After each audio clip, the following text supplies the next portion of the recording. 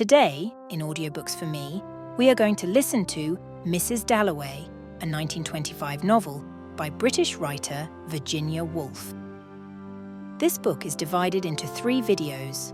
This is Part 2, Through All Ages, when the pavement was grass, when it was swamp, through the age of tusk and mammoth, through the age of silent sunrise, the battered woman, for she wore a skirt, with her right hand exposed, her left clutching at her side, stood singing of love. Love which has lasted 1,000,000 years, she sang, love which prevails, and millions of years ago, her lover, who had been dead these centuries, had walked, she crooned, with her in May. But in the course of ages, long as summer days and flaming, she remembered, with nothing but red asters, he had gone.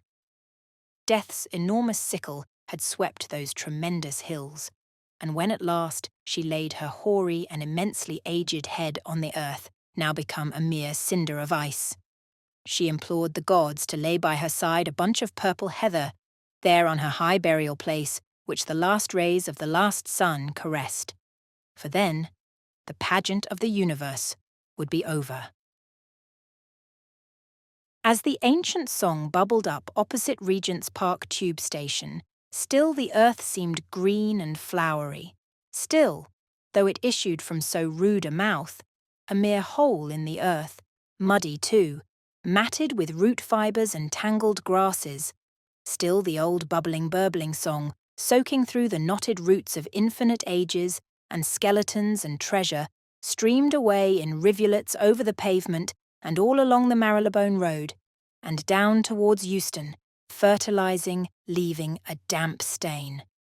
Still remembering how once in some primeval May she had walked with her lover, this rusty pump, this battered old woman with one hand exposed for coppers, the other clutching her side, would still be there in 10,000,000 years, remembering how once she had walked in May, where the sea flows now, with whom it did not matter, he was a man, oh yes, a man who had loved her. But the passage of ages had blurred the clarity of that ancient May day. The bright-petalled flowers were hoar and silver-frosted, and she no longer saw when she implored him, as she did now quite clearly, "Look in my eyes with thy sweet eyes intently." She no longer saw brown eyes, black whiskers, or sunburnt face, but only a looming shape, a shadow shape, to which with the bird-like freshness of the very aged she still twittered, "Give me your hand and let me press it gently." Peter Walsh couldn't help giving the poor creature a coin as he stepped into his taxi. "And if someone should see, what matter they?" she demanded, and her fist clutched at her side, and she smiled, pocketing her shilling, and all peering inquisitive eyes seemed blotted out, and the passing generations, the pavement was crowded with bustling middle-class people, vanished like leaves, to be trodden under, to be soaked and steeped and made mould of by that eternal spring. "Fa, I'm so foo sweet to oo poor old woman," said Ressia Warren-Smith, waiting to cross. "Oh, poor old wretch. Suppose it was a wet night. Suppose one's father, or somebody who had known one in better days, had happened to pass, and saw one standing there in the gutter. And where did she sleep at night? Cheerfully, almost gaily, the invincible thread of sound wound up into the air like the smoke from a cottage chimney, winding up clean beech trees and issuing in a tuft of blue smoke among the topmost leaves. And if someone should see, what matter they? Since she was so unhappy, for weeks and weeks now, Rezia had given meanings to things that happened, almost felt sometimes that she must stop people in the street, if they looked good, kind people, just to say to them, "I am unhappy," and this old woman singing in the street, "If someone should see, what matter they," made her suddenly quite sure that everything was going to be right. They were going to Sir William Bradshaw. She thought his name sounded nice. He would cure Septimus at once. And then there was a brewer's cart, and the grey horses had upright bristles of straw in their tails. There were newspaper placards. It was a silly, silly dream, being unhappy. So they crossed Mr. and Mrs. Septimus Warren Smith, and was there, after all, anything to draw attention to them, anything to make a passer-by suspect here is a young man who carries in him the greatest message in the world, and is, moreover, the happiest man in the world and the most miserable. Perhaps they walked more slowly than other people, and there was something hesitating, trailing in the man's walk. But what more natural for a clerk, who has not been in the West End on a weekday at this hour for years, than to keep looking at the sky, looking at this, that, and the other, as if Portland Place were a room he had come into when the family are away, the chandeliers being hung in Holland bags, and the caretaker as she lets in long shafts of dusty light upon deserted, queer-looking armchairs, lifting one corner of the long blinds, explains to the visitors what a wonderful place it is. How wonderful! But at the same time, he thinks, as he looks at chairs and tables, how strange. To look at, he might have been a clerk, but of the better sort, for he wore brown boots, his hands were educated, so too his profile, his angular, big-nosed, intelligent, sensitive profile, but not his lips altogether, for they were loose, and his eyes, as eyes tend to be, eyes merely, hazel, large, so that he was, on the whole, a border case, neither one thing nor the other, might end with a house at Purley and a motor car, or continue renting apartments in back streets all his life. One of those half-educated, self-educated men whose education is all learnt from books borrowed from public libraries, read in the evening after the day's work, on the advice of well-known authors consulted by letter. As for the other experiences, the solitary ones, which people go through alone, in their bedrooms, in their offices, walking the fields and the streets of London, he had them. Had left home, a mere boy, because of his mother. She lied, because he came down to tea for the 50th time with his hands unwashed, because he could see no future for a poet in Stroud, and so, making a confidant of his little sister, had gone to London leaving an absurd note behind him, such as great men have written, and the world has read later when the story of their struggles has become famous. London has swallowed up many millions of young men called Smith, thought nothing of fantastic Christian names like Septimus with which their parents have thought to distinguish them. Lodging off the Euston Road, there were experiences, such as change a face in 2 years, from a pink, innocent oval to a face lean, contracted, hostilely.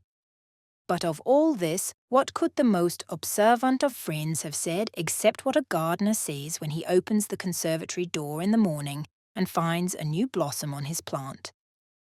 It has flowered from vanity, ambition, idealism, passion, loneliness, courage, laziness, the usual seeds, which all muddled up, in a room off the Euston Road, made him shy and stammering, made him anxious to improve himself, made him fall in love with Miss Isabel Pole, lecturing in the Waterloo Road upon Shakespeare.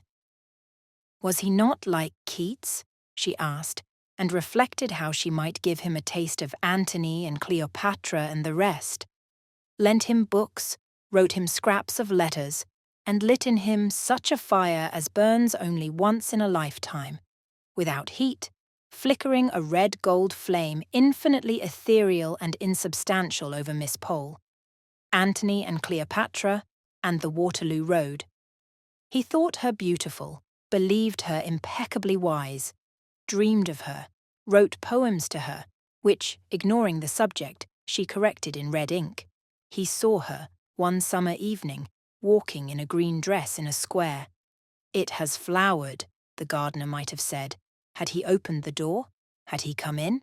That is to say, any night about this time, and found him writing, found him tearing up his writing, found him finishing a masterpiece at 3 o'clock in the morning and running out to pace the streets and visiting churches and fasting one day, drinking another, devouring Shakespeare, Darwin, the history of civilization, and Bernard Shaw. Something was up, Mr. Brewer knew. Mr. Brewer, managing clerk at Sibley's and Arrowsmith's, auctioneers, valuers, land and estate agents. Something was up, he thought, and being paternal with his young men and thinking very highly of Smith's abilities and prophesying that he would, in 10 or 15 years, succeed to the leather armchair in the inner room under the skylight with the deed boxes round him. "If he keeps his health," said Mr. Brewer. And that was the danger. He looked weakly, advised football, invited him to supper, and was seeing his way to consider recommending a rise of salary when something happened which threw out many of Mr. Brewer's calculations, took away his ablest young fellows, and eventually, so prying and insidious were the fingers of the European war, smashed a plaster cast of Ceres, ploughed a hole in the geranium beds, and utterly ruined the cook's nerves at Mr. Brewer's establishment at Muswell Hill. Septimus was one of the first to volunteer.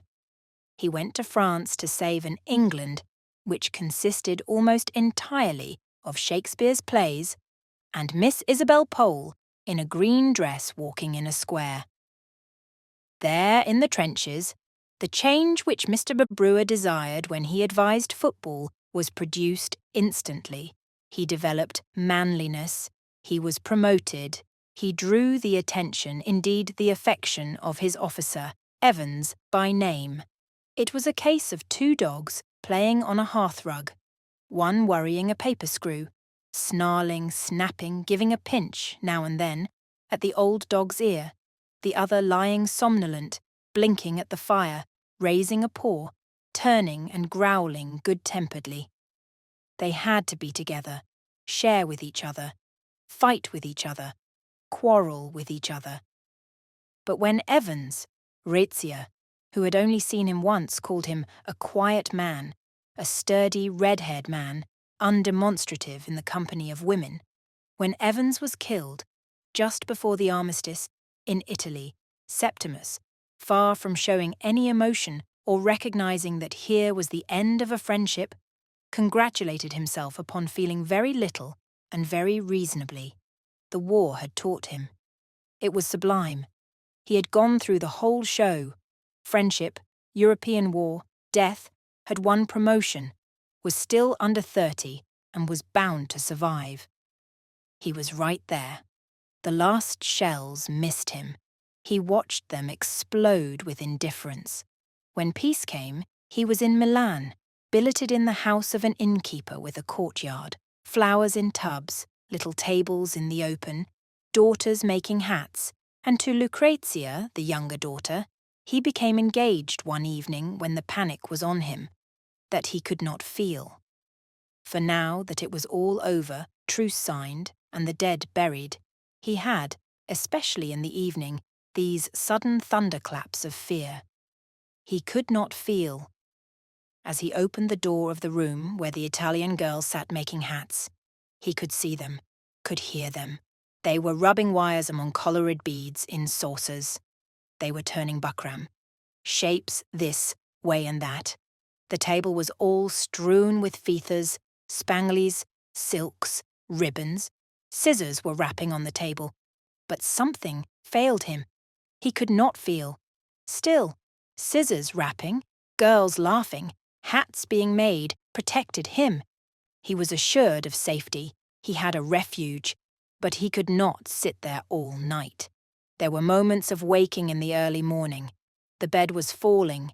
He was falling. Oh, for the scissors and the lamplight and the buckram shapes. He asked Lucrezia to marry him, the younger of the two, the gay, the frivolous, with those little artist's fingers that she would hold up and say, "It is all in them." Silk, feathers, what not, were alive to them. "It is the hat that matters most," she would say when they walked out together. Every hat that passed she would examine, and the cloak and the dress and the way the woman held herself. Ill-dressing, overdressing, she stigmatized, not savagely, rather with impatient movements of the hands, like those of a painter who puts from him some obvious well-meant glaring imposture. And then, generously, but always critically, she would welcome a shopgirl who had turned her little bit of stuff gallantly, or praise, wholly, with enthusiastic and professional understanding, a French lady descending from her carriage, in chinchilla, robes, pearls. "Beautiful," she would murmur, nudging Septimus, that he might see. But beauty was behind a pane of glass. Even taste, Rezia liked ices, chocolates, sweet things, had no relish to him. He put down his cup on the little marble table. He looked at people outside. Happy they seemed, collecting in the middle of the street, shouting, laughing, squabbling over nothing. But he could not taste. He could not feel. In the tea shop among the tables and the chattering waiters, the appalling fear came over him. He could not feel. He could reason. He could read, Dante for example, quite easily. "Septimus, do put down your book," said Rezia, gently shutting the inferno. He could add up his bill. His brain was perfect. It must be the fault of the world, then, that he could not feel. "The English are so silent," Rezia said. She liked it, she said. She respected these Englishmen and wanted to see London and the English horses and the tailor-made suits, and could remember hearing how wonderful the shops were, from an aunt who had married and lived in Soho. It might be possible, Septimus thought, looking at England from the train window, as they left New Haven. It might be possible that the world itself is without meaning. At the office they advanced him to a post of considerable responsibility. They were proud of him. He had won crosses. "You have done your duty. It is up to us," began Mr. Brewer, and could not finish, so pleasurable was his emotion. They took admirable lodgings off the Tottenham Court Road. Here he opened Shakespeare once more. That boy's business of the intoxication of language, Antony and Cleopatra, had shriveled utterly. How Shakespeare loathed humanity, the putting on of clothes, the getting of children, the sordidity of the mouth and the belly. This was now revealed to Septimus, the message hidden in the beauty of words. The secret signal which one generation passes under disguise to the next is loathing, hatred, despair. Dante the same. Aeschylus, translated, the same. There Rezia sat at the table trimming hats. She trimmed hats for Mrs. Filmer's friends. She trimmed hats by the hour. She looked pale, mysterious, like a lily, drowned under water, he thought. "The English are so serious," she would say, putting her arms round Septimus, her cheek against his. Love between man and woman was repulsive to Shakespeare. The business of copulation was filth to him before the end. But, Rezia said, she must have children. They had been married 5 years. They went to the Tower together, to the Victoria and Albert Museum, stood in the crowd to see the King open Parliament.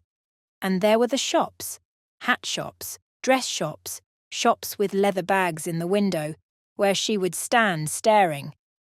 But she must have a boy. She must have a son like Septimus, she said. But nobody could be like Septimus, so gentle, so serious, so clever. Could she not read Shakespeare too? Was Shakespeare a difficult author? She asked. One cannot bring children into a world like this.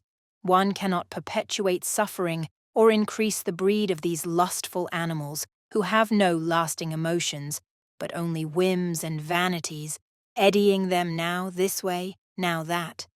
He watched her snip, shape, as one watches a bird hop, flit in the grass, without daring to move a finger. For the truth is, let her ignore it, that human beings have neither kindness, nor faith, nor charity beyond what serves to increase the pleasure of the moment.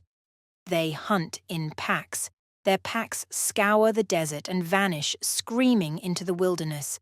They desert the fallen. They are plastered over with grimaces. There was Brewer at the office, with his waxed moustache, coral tie-pin, white slip, and pleasurable emotions, all coldness and clamminess within. His geraniums ruined in the war. His cook's nerves destroyed, or Amelia what's her name, handing round cups of tea punctually at 5, a leering, sneering, obscene little harpy, and the Toms and Berties in their starched shirt fronts oozing thick drops of vice. They never saw him drawing pictures of them naked at their antics in his notebook. In the street, vans roared past him. Brutality blared out on placards. Men were trapped in mines, women burnt alive, and once a maimed file of lunatics being exercised or displayed for the diversion of the populace, who laughed aloud, ambled and nodded, and grined past him, in the Tottenham Court Road, each half apologetically, yet triumphantly inflicting his hopeless woe. And would he go mad? At tea, Retzia told him that Mrs. Filmer's daughter was expecting a baby. She could not grow old and have no children. She was very lonely. She was very unhappy. She cried for the first time since they were married. Far away he heard her sobbing. He heard it accurately. He noticed it distinctly. He compared it to a piston thumping.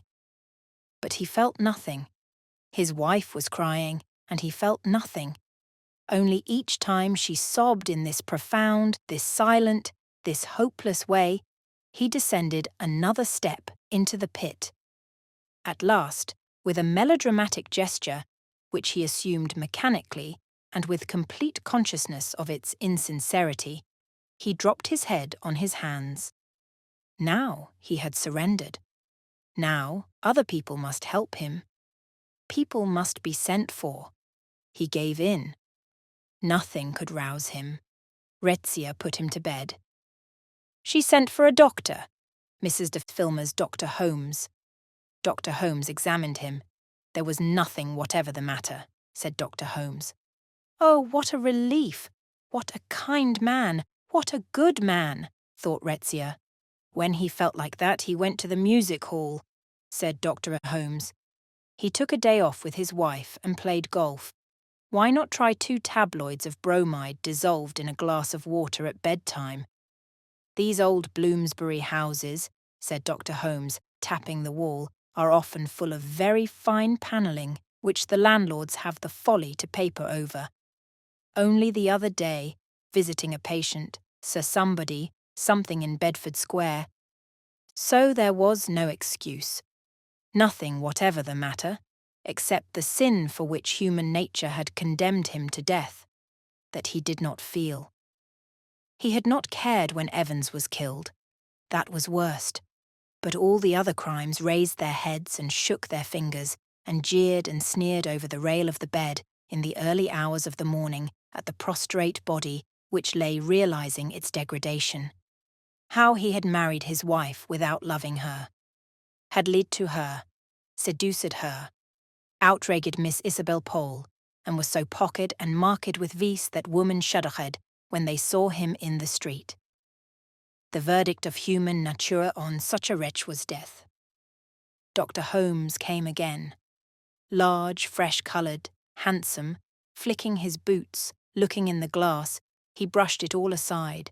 Headaches, sleeplessness, fears, dreams, nerve symptoms, and nothing more, he said. If Dr. Holmes found himself even half a pound below 11 stone 6, he asked his wife for another plate of porridge at breakfast. Retzia would learn to cook porridge. But, he continued, health is largely a matter in our own control. Throw yourself into outside interests. Take up some hobby. He opened Shakespeare, Antony and Cleopatra, pushed Shakespeare aside.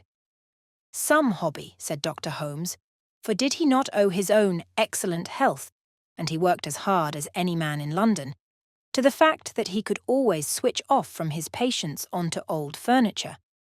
And what a very pretty comb, if he might say so, Mrs. Warren Smith was wearing.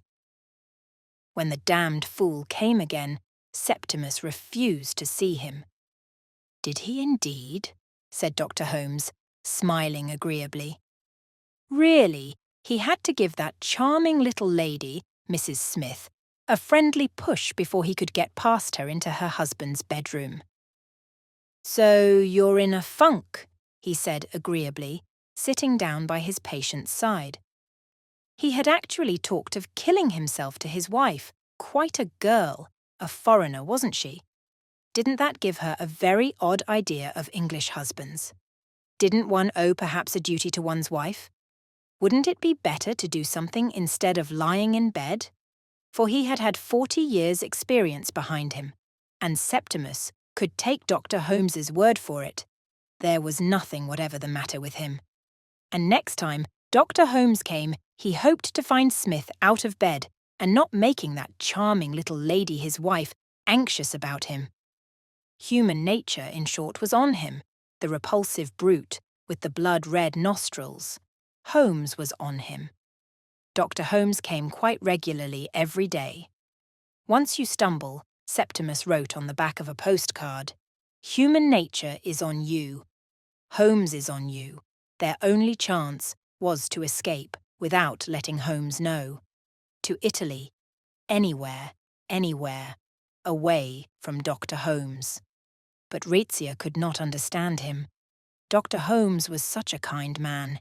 He was so interested in Septimus. He only wanted to help them, he said.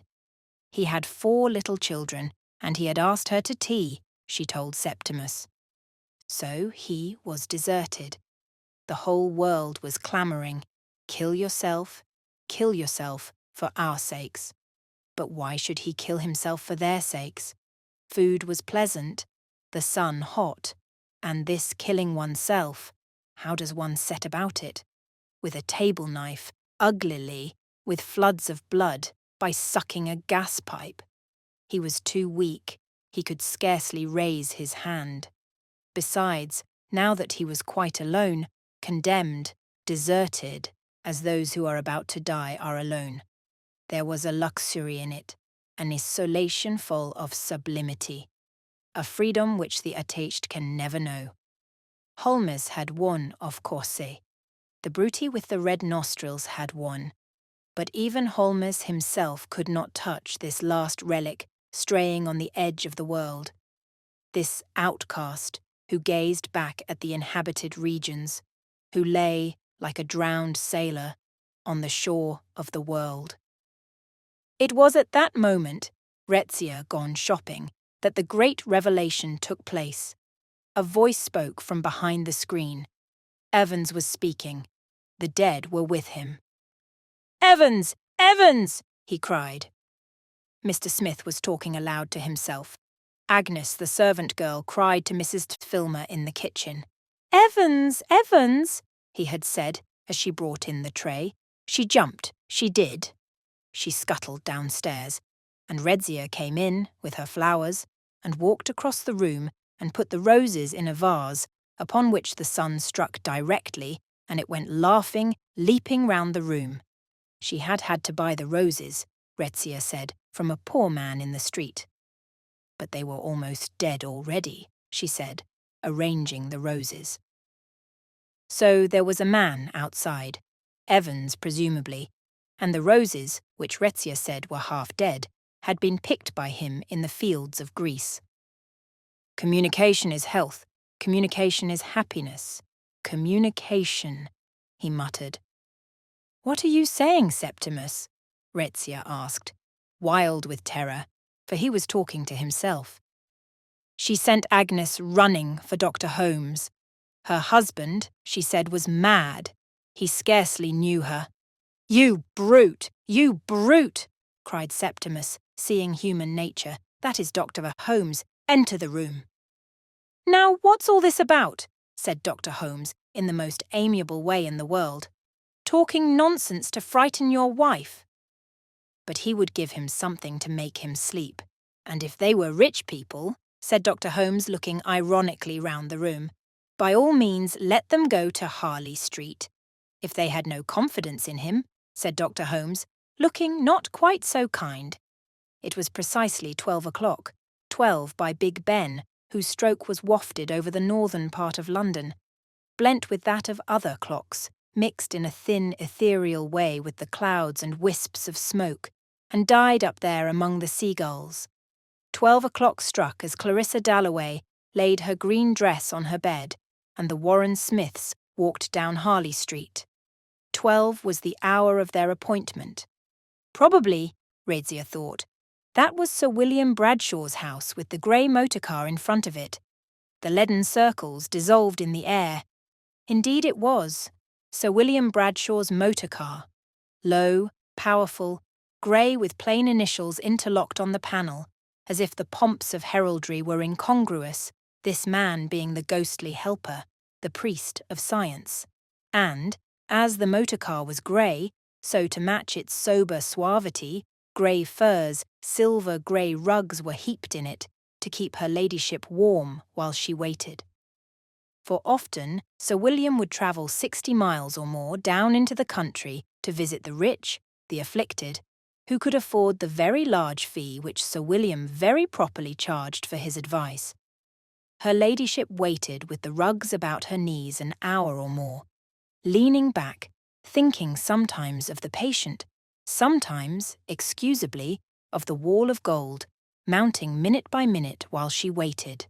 The wall of gold that was mounting between them and all shifts and anxieties. She had borne them bravely, they had had their struggles, until she felt wedged on a calm ocean, where only spice winds blow, respected, admired, envied, with scarcely anything left to wish for, though she regretted her stoutness. Large dinner parties every Thursday night to the profession, an occasional bazaar to be opened, royalty greeted. Too little time, alas, with her husband whose work grew and grew. A boy doing well at Eton.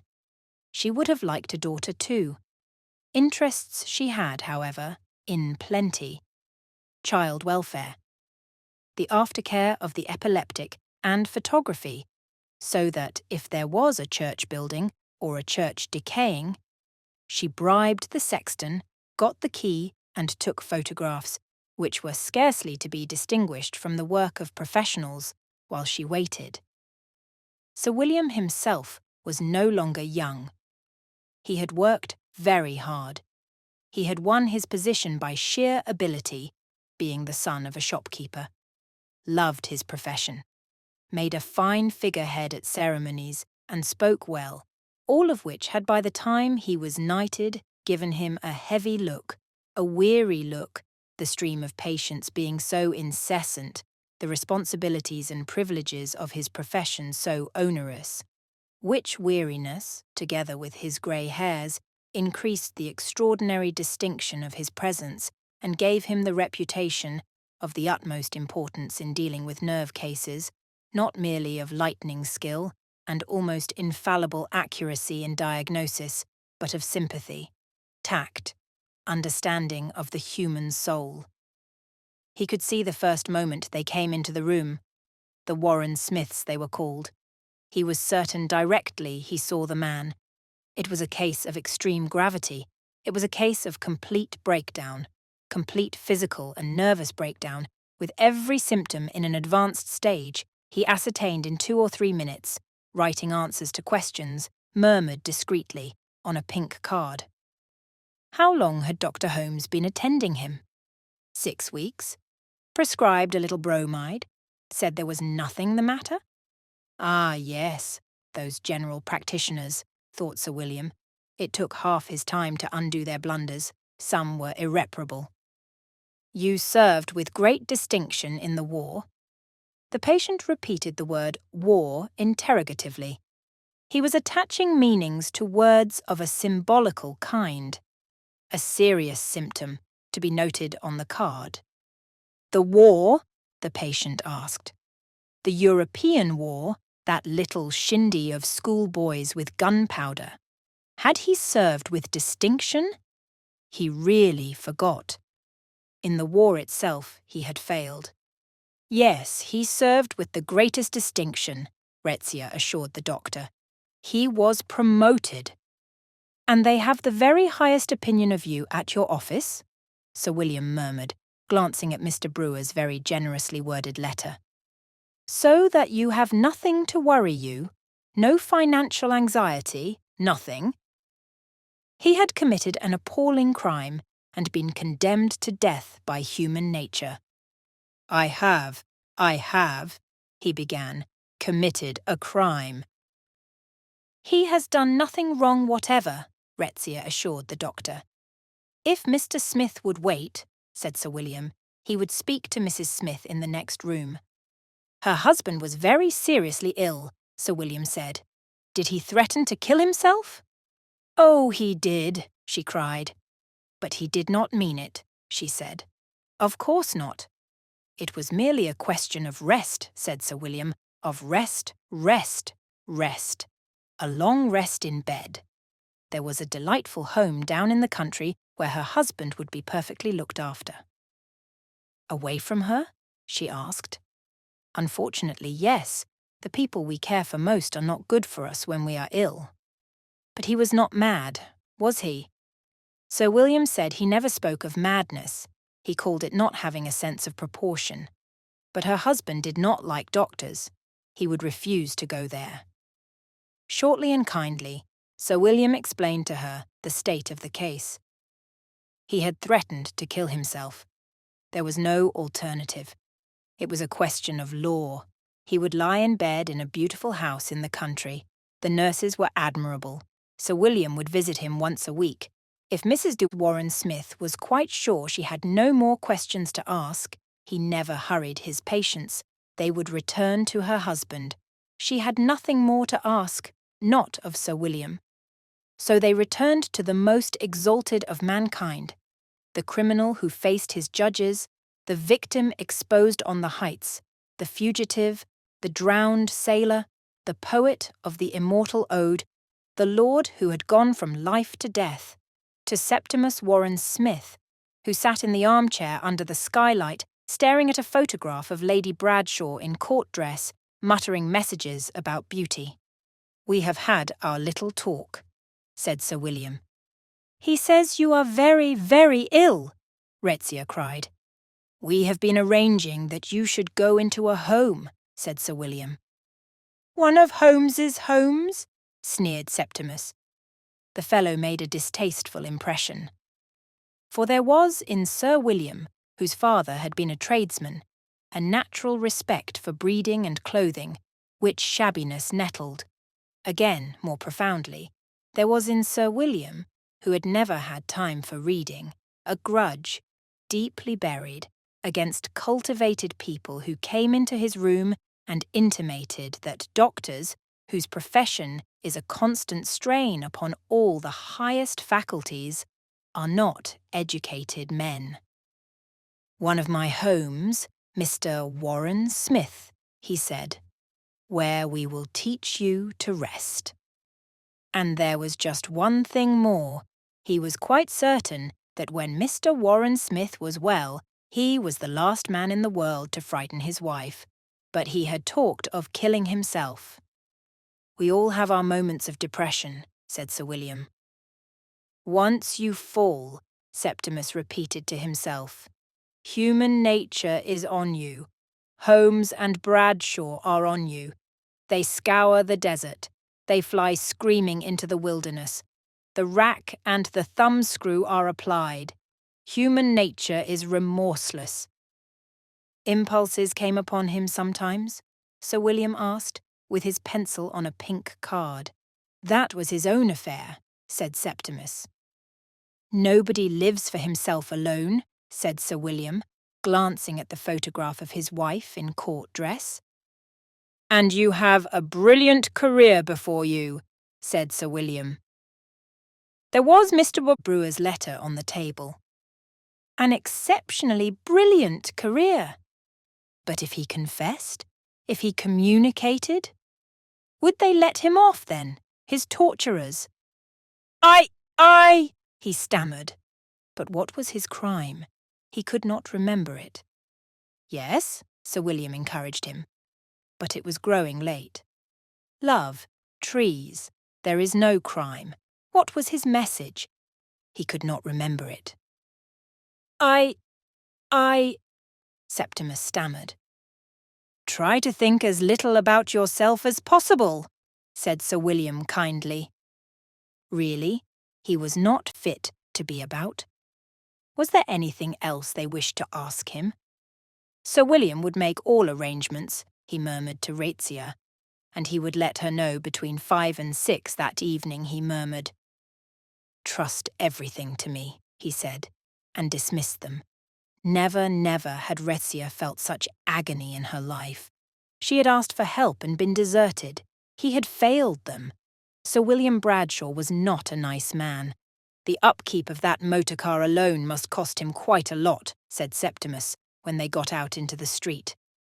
She clung to his arm. They had been deserted. But what more did she want? To his patience, he gave 3/4 of an hour. And if in this exacting science which has to do with what, after all, we know nothing about, the nervous system, the human brain, a doctor loses his sense of proportion. As a doctor, he fails. Health we must have, and health is proportion. So that when a man comes into your room and says he is Christ, a common delusion, and has a message, as they mostly have, and threatens, as they often do, to kill himself, you invoke proportion. Order rest in bed, rest in solitude, silence and rest, rest without friends, without books, without messages, 6 months' rest, until a man who went in weighing 7 stone 6 comes out, weighing 12. Proportion, divine proportion, Sir William's goddess, was acquired by Sir William walking hospitals, catching salmon, begetting one son in Harley Street by Lady Bradshaw, who caught salmon herself and took photographs scarcely to be distinguished from the work of professionals. Worshipping proportion, Sir William not only prospered himself, but made England prosper, secluded her lunatics, forbade childbirth, penalised despair, made it impossible for the unfit to propagate their views until they, too, shared his sense of proportion. His, if they were men, Lady Bradshaw's if they were women. She embroidered, knitted, spent 4 nights out of 7 at home with her son, so that not only did his colleagues respect him, his subordinates fear him, but the friends and relations of his patients felt for him the keenest gratitude for insisting that these prophetic Christs and Christesses, who prophesied the end of the world or the advent of God, should drink milk in bed, as Sir William ordered. Sir William, with his 30 years' experience of these kinds of cases, and his infallible instinct, this is madness, this sense. In fact, his sense of proportion. But proportion has a sister, less smiling, more formidable, a goddess even now engaged, in the heat and sands of India, the mud and swamp of Africa, the purlieus of London, wherever in short the climate or the devil tempts men to fall from the true belief, which is her own, is even now engaged in dashing down shrines, smashing idols, and setting up in their place her own stern countenance. Conversion is her name, and she feasts on the wills of the weakly, loving to impress, to impose, adoring her own features stamped on the face of the populace. At Hyde Park Corner on a tub, she stands, preaching, shrouds herself in white, and walks penitentially disguised as brotherly love through factories and parliaments, offers help, but desires power, smites out of her way roughly the dissentient or dissatisfied, bestows her blessing on those who, looking upward, catch submissively from her eyes the light of their own. This lady, too, Ratia Warren Smith divined it, had her dwelling in Sir William's heart, though concealed, as she mostly is, under some plausible disguise. Some venerable name, love, duty, self-sacrifice. How he would work, how toil to raise funds, propagate reforms, initiate institutions. But conversion, fastidious goddess, loves blood better than brick, and feasts most subtly on the human will. For example, Lady Bradshaw. 15 years ago she had gone under. It was nothing you could put your finger on. There had been no scene, no snap, only the slow sinking, waterlogged, of her will into his. Sweet was her smile, swift her submission. Dinner in Harley Street, numbering 8 or 9 courses, feeding 10 or 15 guests of the professional classes, was smooth and urbane. Only as the evening wore on, a very slight dullness, or uneasiness perhaps, a nervous twitch, fumble, stumble and confusion indicated, what it was really painful to believe, that the poor lady lied. Once, long ago, she had caught salmon freely. Now, quick to minister to the craving which lit her husband's eyes so oilily for dominion, for power, she cramped, squeezed, pared, pruned, drew back, peeped through, so that without knowing precisely what made the evening disagreeable, and caused this pressure on the top of the head, which might well be imputed to the professional conversation, or the fatigue of a great doctor whose life, Lady Bradshaw said, is not his own, but his patient's. Disagreeable it was, so that guests, when the clock struck 10, breathed in the air of Harley Street even with rapture. Which relief, however, was denied to his patients. There in the grey room, with the pictures on the wall and the valuable furniture under the ground-glass skylight, they learnt the extent of their transgressions. Huddled up in armchairs, they watched him go through, for their benefit, a curious exercise with the arms, which he shot out, brought sharply back to his hip, to prove, if the patient was obstinate, that Sir William was master of his own actions, which the patient was not. There some weakly broke down, sobbed, submitted, others, inspired by heaven knows what intemperate madness, called Sir William to his face a damnable humbug, questioned, even more impiously, life itself. Why live? They demanded. Sir William replied that life was good. Certainly Lady Bradshaw in ostrich feathers hung over the mantelpiece, and as for his income, it was quite 12,000 a year.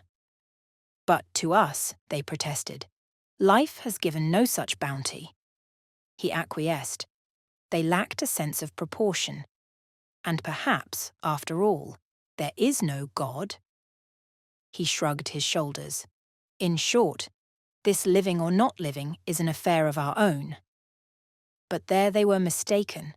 Sir William had a friend in Surrey where they taught, what Sir William frankly admitted was a difficult art, a sense of proportion. There were, moreover, family affection, honour, courage, and a brilliant career. All of these had in Sir William a resolute champion.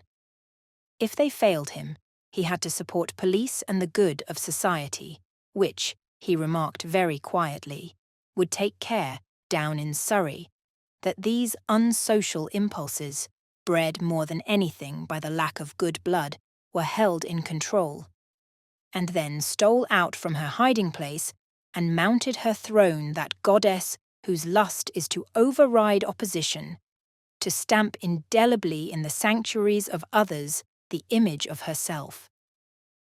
Naked, defenceless, the exhausted, the friendless, received the impress of Sir William's will. He swooped, he devoured, he shut people up. It was this combination of decision and humanity that endeared Sir William so greatly to the relations of his victims. But Retzia Warren Smith cried, walking down Harley Street, that she did not like that man. Shredding and slicing, dividing and subdividing, the clocks of Harley Street nibbled at the June day, counselled submission, upheld authority, and pointed out in chorus the supreme advantages of a sense of proportion, until the mound of time was so far diminished that a commercial clock, suspended above a shop in Oxford Street, announced, genially and fraternally, as if it were a pleasure to Messrs. Rigby and Lowndes to give the information gratis, that it was 1:30. Looking up, it appeared that each letter of their names stood for one of the hours. Subconsciously, one was grateful to Rigby and Lowndes for giving one time ratified by Greenwich, and this gratitude, so Hugh Whitbread ruminated, dallying there in front of the shop window, naturally took the form later of buying off Rigby and Lowndes' socks or shoes. So he ruminated. It was his habit. He did not go deeply. He brushed surfaces, the dead languages, the living, life in Constantinople, Paris, Rome, riding, shooting, tennis. It had been once. The malicious asserted that he now kept guard at Buckingham Palace, dressed in silk stockings and knee breeches, over what nobody knew. But he did it extremely efficiently. He had been afloat on the cream of English society for 55 years. He had known prime ministers. His affections were understood to be deep, and if it were true that he had not taken part in any of the great movements of the time or held important office, one or two humble reforms stood to his credit. An improvement in public shelters was one, the protection of owls in Norfolk another. Servant girls had reason to be grateful to him, and his name at the end of letters to the Times, asking for funds, appealing to the public to protect, to preserve, to clear up litter, to abate smoke, and stamp out immorality in parks, commanded respect. A magnificent figure he cut too, pausing for a moment, as the sound of the half-hour died away, to look critically, magisterially, at socks and shoes, impeccable, substantial, as if he beheld the world from a certain eminence and dressed to match, but realized the obligations which size, wealth, health entail, and observed punctiliously, even when not absolutely necessary, little courtesies, old-fashioned ceremonies which gave a quality to his manner, something to imitate, something to remember him by, for he would never lunch, for example, with Lady Bruton, whom he had known these 20 years, without bringing her in his outstretched hand a bunch of carnations and asking Miss Brush, Lady Bruton's secretary, after her brother in South Africa, which, for some reason, Miss Brush, deficient though she was in every attribute of female charm, so much resented that she said, "Thank you, he's doing very well in South Africa," when, for half a dozen years, he had been doing badly in Portsmouth. Lady Bruton herself preferred Richard Dalloway, who arrived at the next moment. Indeed, they met on the doorstep. Lady Bruton preferred Richard Dalloway, of course. He was made of much finer material, but she wouldn't let them run down her poor dear Hugh. She could never forget his kindness. He had been really remarkably kind. She forgot precisely upon what occasion, but he had been remarkably kind. Anyhow, the difference between one man and another does not amount to much. She had never seen the sense of cutting people up, as Clarissa Dalloway did, cutting them up and sticking them together again, not at any rate when one was 62. She took Hugh's carnations with her angular, grim smile. There was nobody else coming, she said. She had got them there on false pretences, to help her out of a difficulty. "But let us eat first," she said. And so there began a soundless and exquisite passing to and fro through swing doors of aproned white-capped maids, handmaidens not of necessity, but adepts in a mystery or grand deception practised by hostesses in Mayfair from 1:30 to 2, when, with a wave of the hand, the traffic ceases, and there rises instead this profound illusion in the first place about the food, how it is not paid for. And then that the table spreads itself voluntarily with glass and silver, little mats, saucers of red fruit, films of brown cream masque turbot. In casseroles severed chickens swim, coloured, undomestic, the fire burns, and with the wine and the coffee, not paid for, rise jocund visions before musing eyes, gently speculative eyes to whom life appears musical, mysterious, eyes now kindled to observe genially the beauty of the red carnations which Lady Bruton, whose movements were always angular, had laid beside her plate, so that Hugh Whitbread, feeling at peace with the entire universe and at the same time completely sure of his standing, said, resting his fork, "Wouldn't they look charming against your lace?" Miss Brush resented this familiarity intensely. She thought him an underbred fellow. She made Lady Bruton laugh. Lady Bruton raised the carnations, holding them rather stiffly with much the same attitude with which the General held the scroll in the picture behind her. She remained fixed, tranced. Which was she now, the General's great-granddaughter? Great-great-granddaughter? Richard Dalloway asked himself. Sir Roderick, Sir Miles, Sir Talbot. That was it. It was remarkable how in that family the likeness persisted in the women. She should have been a general of dragoons herself, and Richard would have served under her, cheerfully. He had the greatest respect for her. He cherished these romantic views about well-set-up old women of pedigree, and would have liked, in his good-humoured way, to bring some young hotheads of his acquaintance to lunch with her, as if a type like hers could be bred of amiable, tea-drinking enthusiasts. He knew her country. He knew her people. There was a vine, still bearing, which either Lovelace or Herrick, she never read a word of poetry herself, but so the story ran, had sat under. Better wait to put before them the question that bothered her about making an appeal to the public, if so, in what terms and so on. Better wait until they have had their coffee, Lady Bruton thought, and so laid the carnations down beside her plate. "How's Clarissa?" she asked abruptly. Clarissa always said that Lady Bruton did not like her. Indeed, Lady Bruton had the reputation of being more interested in politics than people, of talking like a man, of having had a finger in some notorious intrigue of the 80s, which was now beginning to be mentioned in memoirs. Certainly there was an alcove in her drawing-room, and a table in that alcove, and a photograph upon that table of General Sir Talbot Moore, now deceased, who had written there, one evening in the 80s, in Lady Bruton's presence, with her cognizance, perhaps advice, a telegram ordering the British troops to advance upon an historical occasion. She kept the pen and told the story. Thus, when she said in her off-hand way, "How's Clarissa?" husbands had difficulty in persuading their wives, and indeed, however devoted, were secretly doubtful themselves of her interest in women who often got in their husbands' way, prevented them from accepting posts abroad, and had to be taken to the seaside in the middle of the session to recover from influenza. Nevertheless, her inquiry, "How's Clarissa?"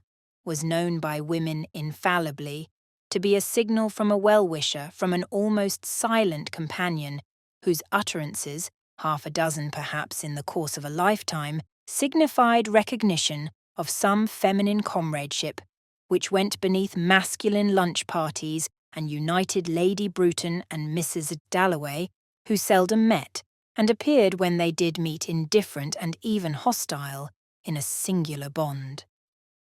"I met Clarissa in the park this morning," said Hugh Whitbread, diving into the casserole, anxious to pay himself this little tribute, for he had only to come to London, and he met everybody at once. But greedy, one of the greediest men she had ever known, Milly Brush thought, who observed men with unflinching rectitude, and was capable of everlasting devotion, to her own sex in particular, being knobbed, scraped, angular, and entirely without feminine charm. "Do you know who's in town?" said Lady Bruton, suddenly bethinking her. "Our old friend, Peter Walsh." They all smiled. Peter Walsh! And Mr. Dalloway was genuinely glad, Milly Brush thought, and Mr. Whitbread thought only of his chicken. Peter Walsh! All three, Lady Bruton, Hugh Whitbread, and Richard Dalloway, remembered the same thing. How passionately Peter had been in love, been rejected, gone to India, come a cropper, made a mess of things, and Richard Dalloway had a very great liking for the dear old fellow too. Milly Brush saw that, saw a depth in the brown of his eyes, saw him hesitate, consider. Which interested her, as Mr. Dalloway always interested her. For what was he thinking, she wondered, about Peter Walsh? That Peter Walsh had been in love with Clarissa, that he would go back directly after lunch and find Clarissa, that he would tell her, in so many words, that he loved her. Yes, he would say that. Milly Brush once might almost have fallen in love with these silences, and Mr. Dalloway was always so dependable. Such a gentleman too. Now, being 40, Lady Bruton had only to nod or turn her head a little abruptly, and Milly Brush took the signal. However deeply she might be sunk in these reflections of a detached spirit, of an uncorrupted soul whom life could not bamboozle, because life had not offered her a trinket of the slightest value. Not a curl, smile, lip, cheek, nose, nothing whatever. Lady Bruton had only to nod, and Perkins was instructed to quicken the coffee. "Yes, Peter Walsh has come back," said Lady Bruton. It was vaguely flattering to them all. He had come back, battered, unsuccessful, to their secure shores. But to help him, they reflected, was impossible. There was some flaw in his character. Hugh Whitbread said one might of course mention his name to so-and-so. He wrinkled lugubriously, consequentially, at the thought of the letters he would write to the heads of government offices about "my old friend Peter Walsh," and so on. But it wouldn't lead to anything, not to anything permanent, because of his character. "In trouble with some woman," said Lady Bruton. They had all guessed that that was at the bottom of it.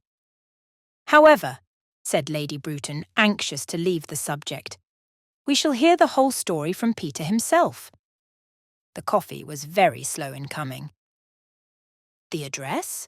murmured Hugh Whitbread, and there was at once a ripple in the grey tide of service which washed round Lady Bruton day in, day out, collecting, intercepting, enveloping her in a fine tissue which broke concussions, mitigated interruptions, and spread round the house in Brook Street a fine net where things lodged and were picked out accurately, instantly, by grey-haired Perkins, who had been with Lady Bruton these 30 years, and now wrote down the address.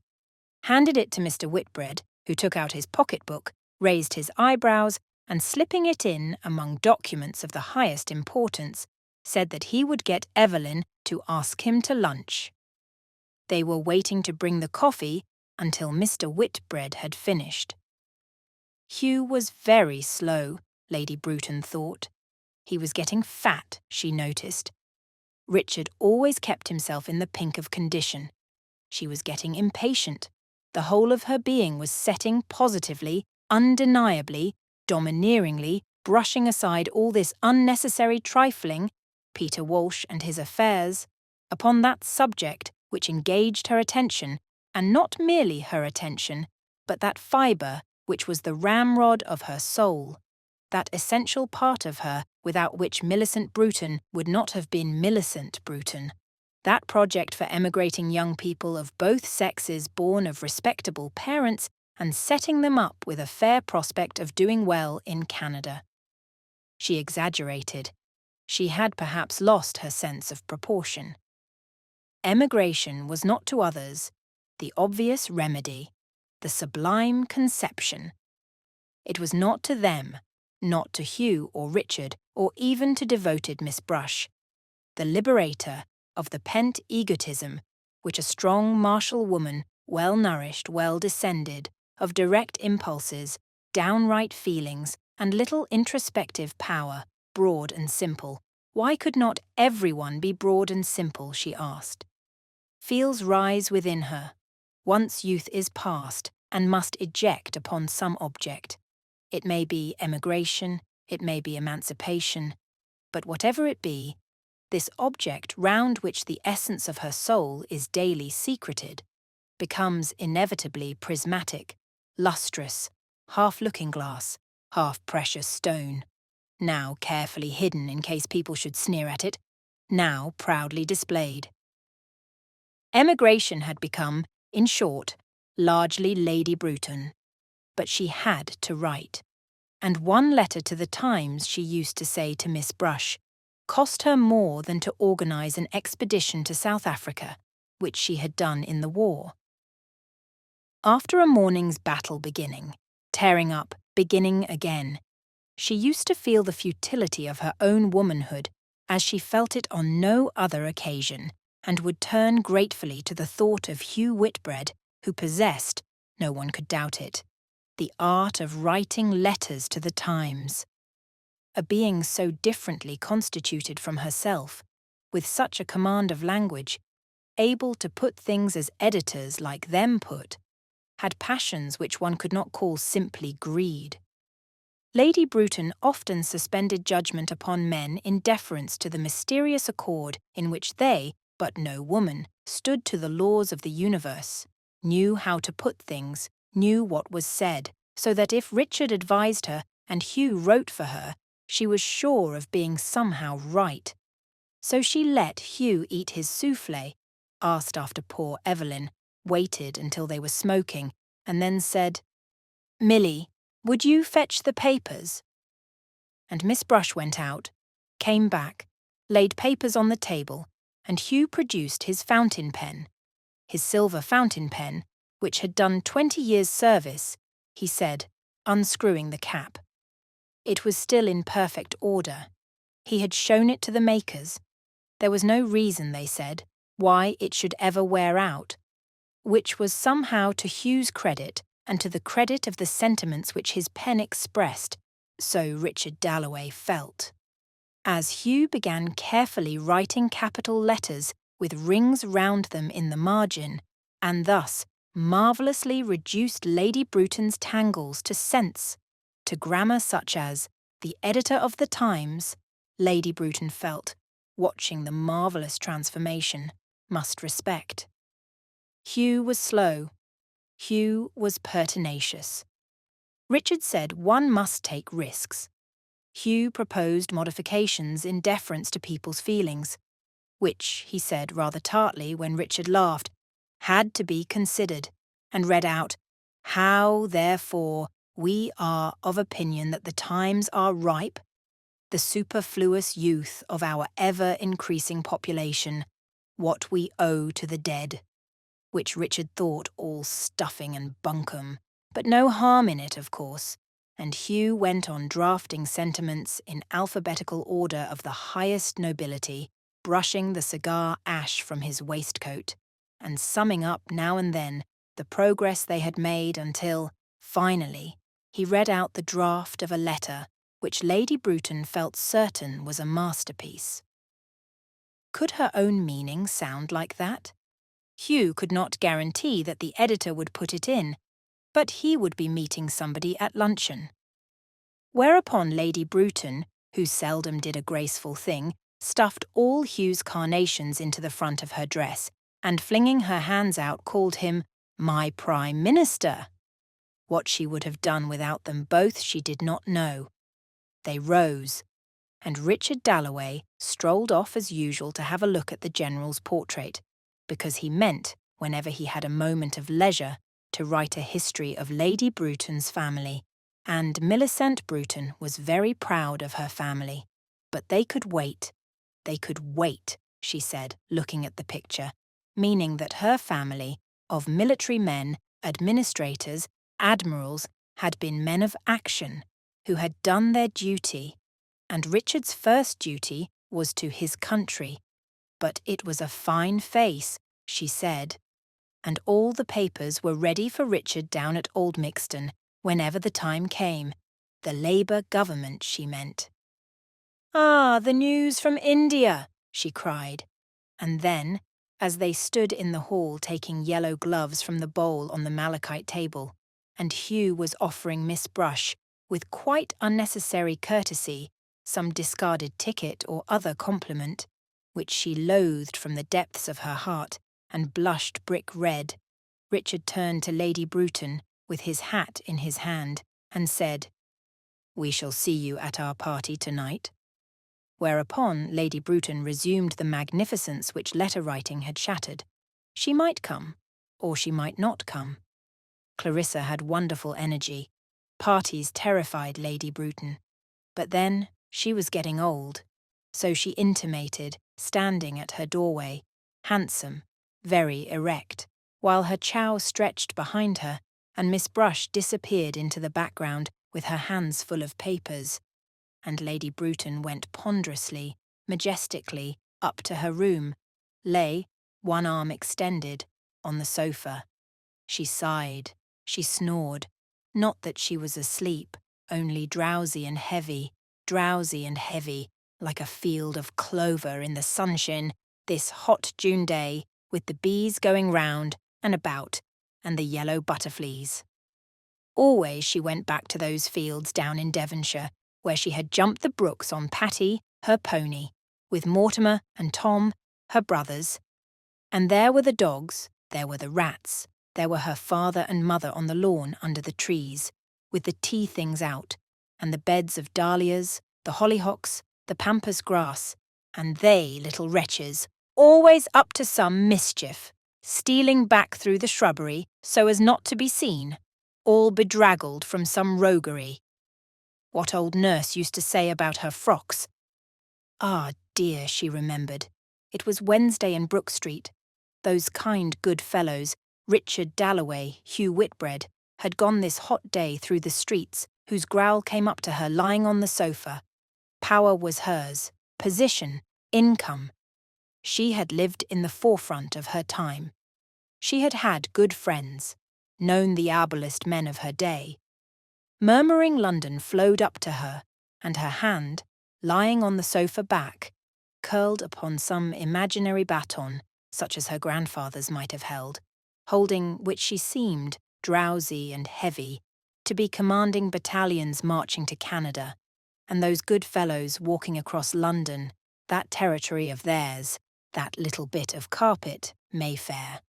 And they went further and further from her, being attached to her by a thin thread, since they had lunched with her, which would stretch and stretch, get thinner and thinner as they walked across London, as if one's friends were attached to one's body after lunching with them by a thin thread which, as she dozed there, became hazy with the sound of bells, striking the hour or ringing to service, as a single spider's thread is blotted with raindrops, and, burdened, sags down.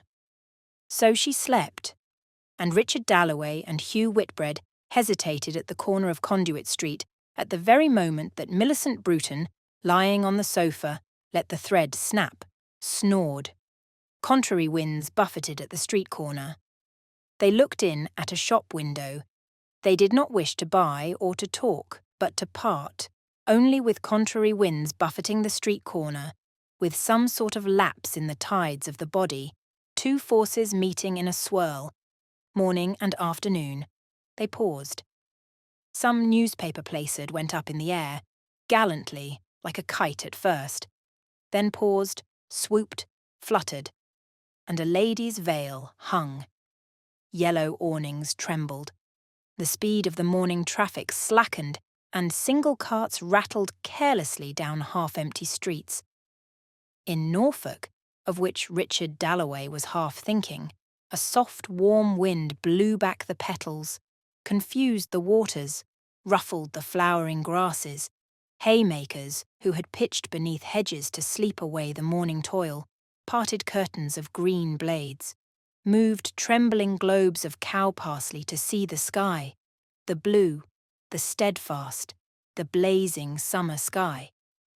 Aware that he was looking at a silver two-handled Jacobean mug, and that Hugh Whitbread admired condescendingly with airs of connoisseurship a Spanish necklace which he thought of asking the price of in case Evelyn might like it.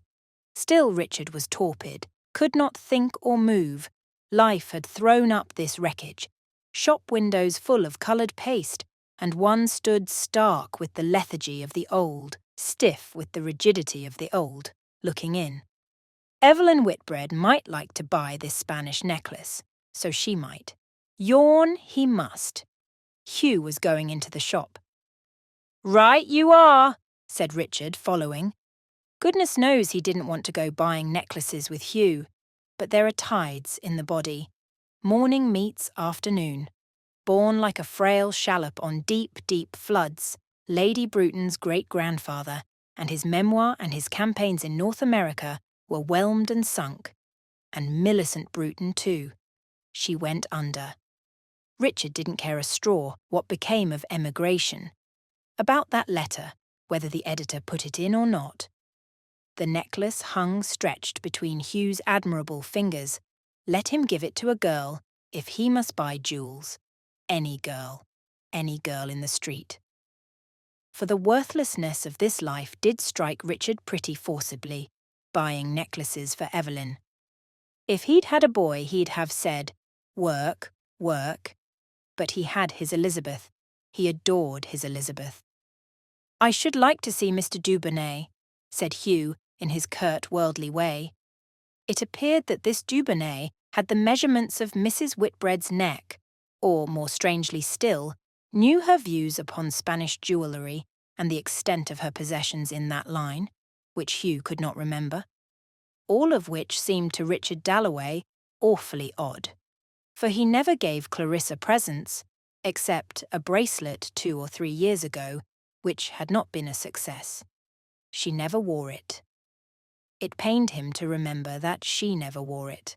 And as a single spider's thread, after wavering here and there, attaches itself to the point of a leaf, so Richard's mind, recovering from its lethargy, set now on his wife, Clarissa, whom Peter Walsh had loved so passionately, and Richard had had a sudden vision of her there at luncheon, of himself and Clarissa, of their life together, and he drew the tray of old jewels towards him, and taking up first this brooch, then that ring.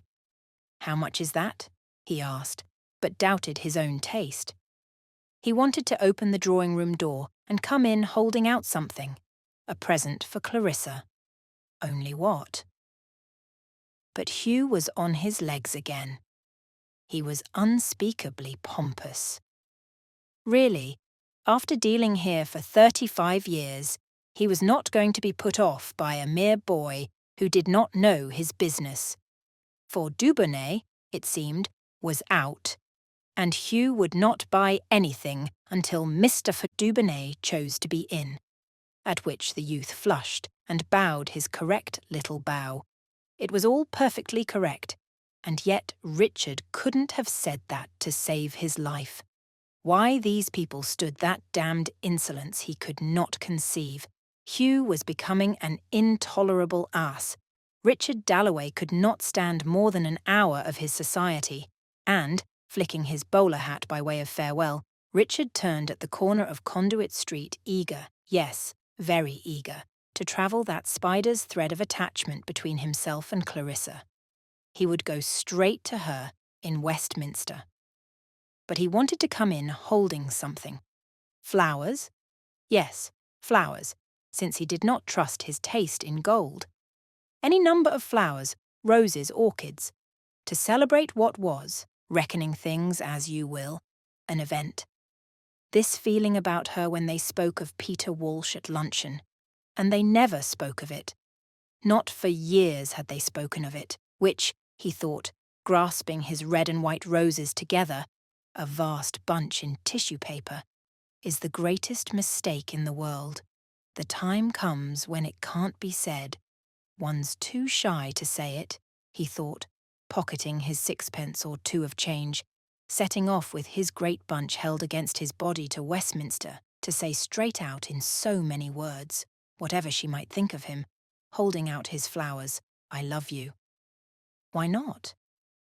Really, it was a miracle thinking of the war, and thousands of poor chaps, with all their lives before them, shovelled together, already half forgotten. It was a miracle. Here he was walking across London to say to Clarissa in so many words that he loved her. which one never does say, he thought. Partly one's lazy, partly one's shy. And Clarissa, it was difficult to think of her, except in starts as at luncheon when he saw her quite distinctly, their whole life. He stopped at the crossing, and repeated, being simple by nature and undebauched, because he had tramped and shot, being pertinacious and dogged, having championed the downtrodden and followed his instincts in the House of Commons, being preserved in his simplicity, yet at the same time grown rather speechless, rather stiff. He repeated that it was a miracle that he should have married Clarissa. A miracle. His life had been a miracle, he thought, hesitating to cross. But it did make his blood boil to see little creatures of 5 or 6 crossing Piccadilly alone. The police ought to have stopped the traffic at once. He had no illusions about the London police. Indeed, he was collecting evidence of their malpractices and those costermongers not allowed to stand their barrows in the streets, and prostitutes, good Lord, the fault wasn't in them, nor in young men either, but in our detestable social system and so forth, all of which he considered could be seen considering grey, dogged, dapper, clean, as he walked across the park to tell his wife that he loved her. For he would say it in so many words when he came into the room. Because it is 1,000 pities never to say what one feels, he thought, crossing the Green Park and observing with pleasure how in the shade of the trees whole families, poor families, were sprawling, children kicking up their legs, sucking milk, paper bags thrown about, which could easily be picked up, if people objected, by one of those fat gentlemen in livery. For he was of opinion that every park and every square during the summer months should be open to children, the grass of the park flushed and faded, lighting up the poor mothers of Westminster and their crawling babies, as if a yellow lamp were moved beneath. But what could be done for female vagrants like that poor creature, stretched on her elbow, as if she had flung herself on the earth, rid of all ties, to observe curiously, to speculate boldly, to consider the whys and the wherefores, impudent, loose-lipped, humorous, he did not know. Bearing his flowers like a weapon, Richard Dalloway approached her. Intent, he passed her. Still there was time for a spark between them. She laughed at the sight of him. He smiled good-humouredly, considering the problem of the female vagrant. Not that they would ever speak, but he would tell Clarissa that he loved her in so many words. He had, once upon a time, been jealous of Peter Walsh, jealous of him and Clarissa. But she had often said to him that she had been right not to marry Peter Walsh, which, knowing Clarissa, was obviously true. She wanted support. Not that she was weak, but she wanted support. As for Buckingham Palace, like an old prima donna facing the audience all in white, you can't deny it a certain dignity, he considered, nor despise what does, after all, stand to millions of people. A little crowd was waiting at the gate to see the king drive out. For a symbol, absurd though it is, a child with a box of bricks could have done better, he thought, looking at the memorial to Queen Victoria, whom he could remember in her horn spectacles driving through Kensington, its white mound, its billowing motherliness. But he liked being ruled by the descendant of Horsa. He liked continuity and the sense of handing on the traditions of the past. It was a great age in which to have lived. Indeed, his own life was a miracle. Let him make no mistake about it. Here he was, in the prime of life, walking to his house in Westminster to tell Clarissa that he loved her. Happiness is this, he thought. It is this, he said, as he entered Dean's Yard. Big Ben was beginning to strike, first the warning, musical, then the hour, irrevocable. Lunch parties waste the entire afternoon, he thought, approaching his door. The sound of Big Ben flooded Clarissa's drawing room where she sat, ever so annoyed at her writing table, worried, annoyed. It was perfectly true that she had not asked Ellie Henderson to her party, but she had done it on purpose. Now Mrs. Marsham wrote she had told Ellie Henderson she would ask Clarissa. Ellie so much wanted to come. But why should she invite all the dull women in London to her parties? Why should Mrs. Marsham interfere? And there was Elizabeth closeted all this time with Doris Kilman. Anything more nauseating she could not conceive. Prayer at this hour with that woman. And the sound of the bell flooded the room with its melancholy wave, which receded and gathered itself together to fall once more. When she heard, distractingly, something fumbling, something scratching at the door. Who at this hour? 3. Good heavens! 3 already. For with overpowering directness and dignity, the clock struck 3, and she heard nothing else. But the door handle slipped round, and in came Richard. What a surprise! In came Richard, holding out flowers. She had failed him once at Constantinople, and Lady Bruton, whose lunch parties were said to be extraordinarily amusing, had not asked her. He was holding out flowers, roses, red and white roses. But he could not bring himself to say he loved her, not in so many words. "But how lovely," she said, taking his flowers. She understood. She understood without his speaking, his Clarissa. She put them in vases on the mantelpiece. "How lovely they looked," she said. And was it amusing? She asked. Had Lady Bruton asked after her? Peter Walsh was back. Mrs. Marsham had written. Must she ask Ellie Henderson? That woman Kilman was upstairs. "But let her sit down for 5 minutes," said Richard. It all looked so empty. All the chairs were against the wall. What had they been doing? Oh, it was for the party. No, he had not forgotten. The party. Peter Walsh was back. Oh, yes, she had had him.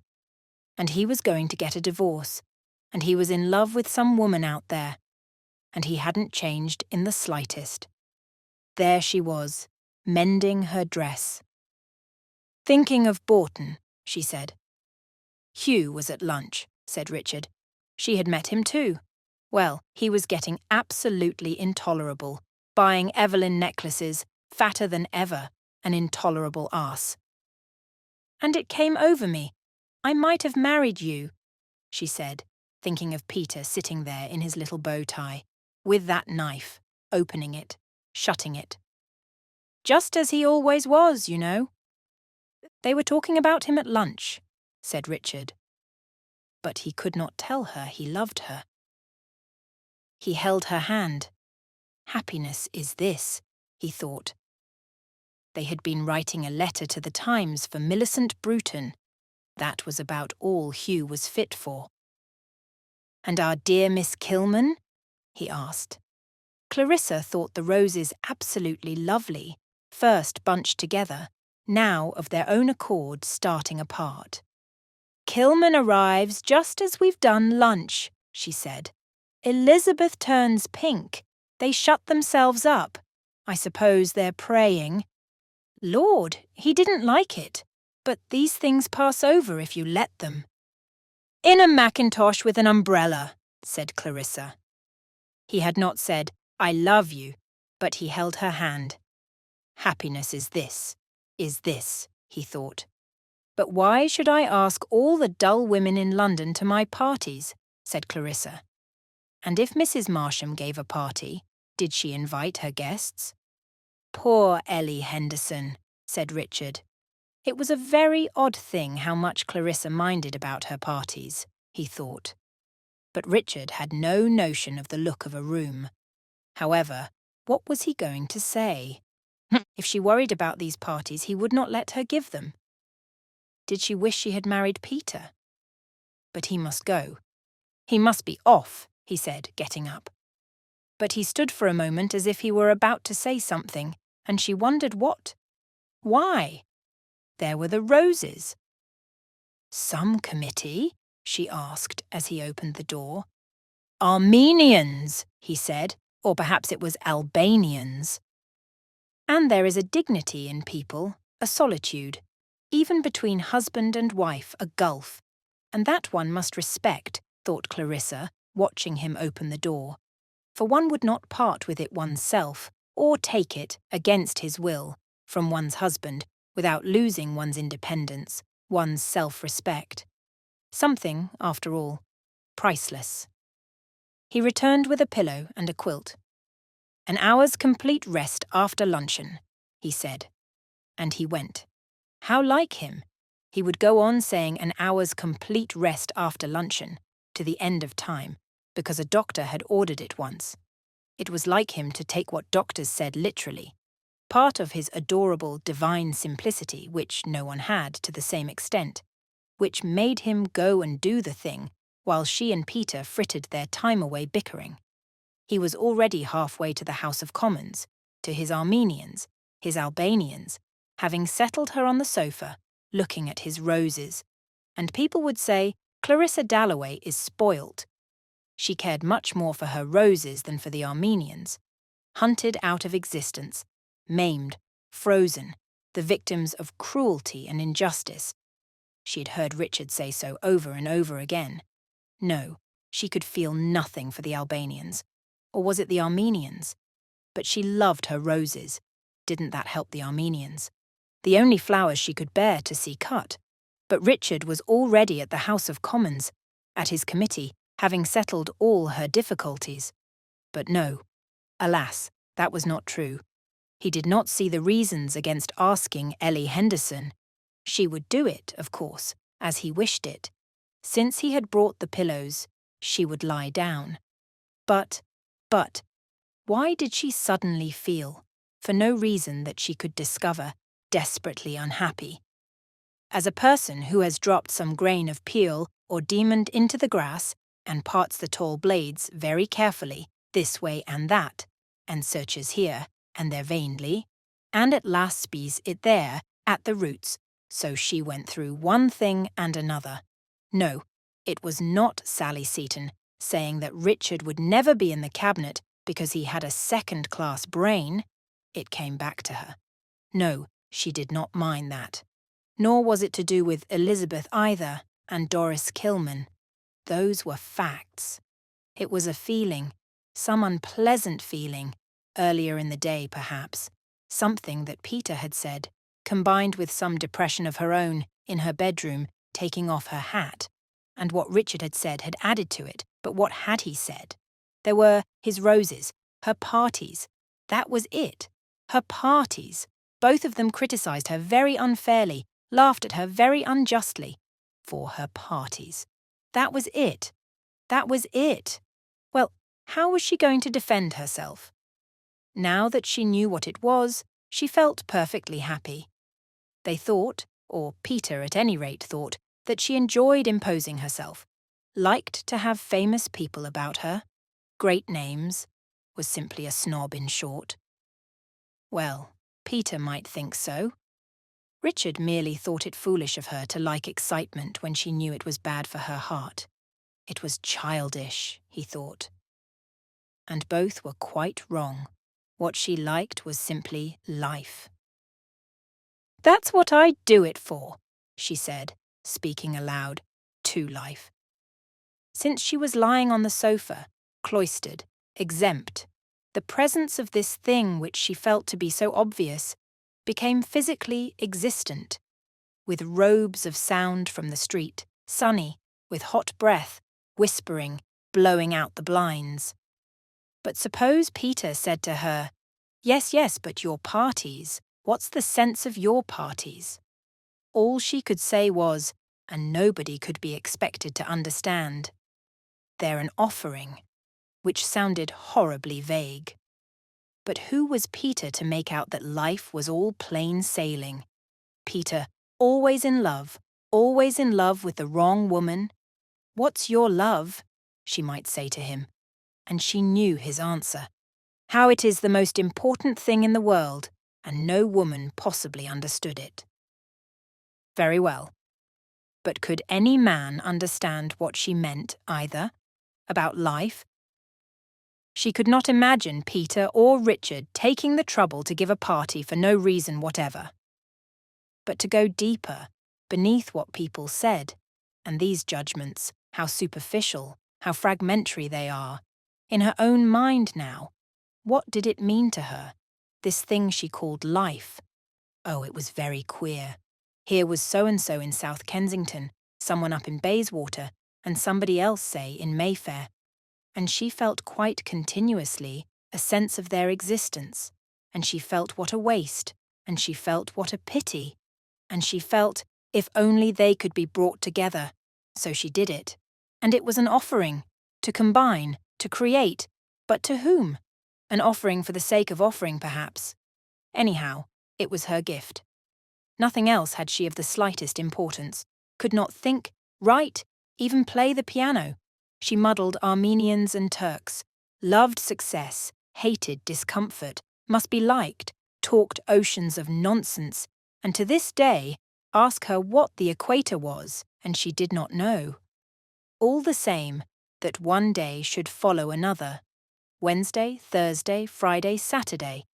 That one should wake up in the morning, see the sky, walk in the park, meet Hugh Whitbread. Then suddenly in came Peter. Then these roses. It was enough. After that, how unbelievable death was, that it must end, and no one in the whole world would know how she had loved it all, how, every instant. The door opened. Elizabeth knew that her mother was resting. She came in very quietly. She stood perfectly still. Was it that some Mongol had been wrecked on the coast of Norfolk, as Mrs. Hilbery said, had mixed with the Dalloway ladies, perhaps 100 years ago? For the Dalloways, in general, were fair-haired, blue-eyed. Elizabeth, on the contrary, was dark, had Chinese eyes in a pale face, an oriental mystery, was gentle, considerate, still.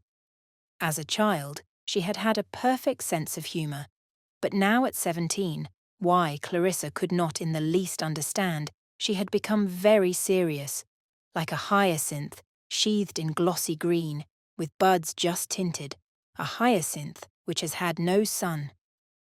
She stood quite still and looked at her mother, but the door was ajar, and outside the door was Miss Kilman, as Clarissa knew, Miss Kilman in her mackintosh, listening to whatever they said.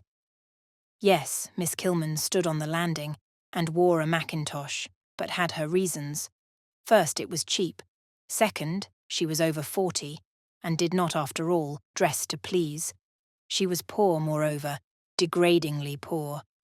Otherwise, she would not be taking jobs from people like the Dalloways, from rich people who like to be kind. Mr. Dalloway, to do him justice, had been kind, but Mrs. Dalloway had not.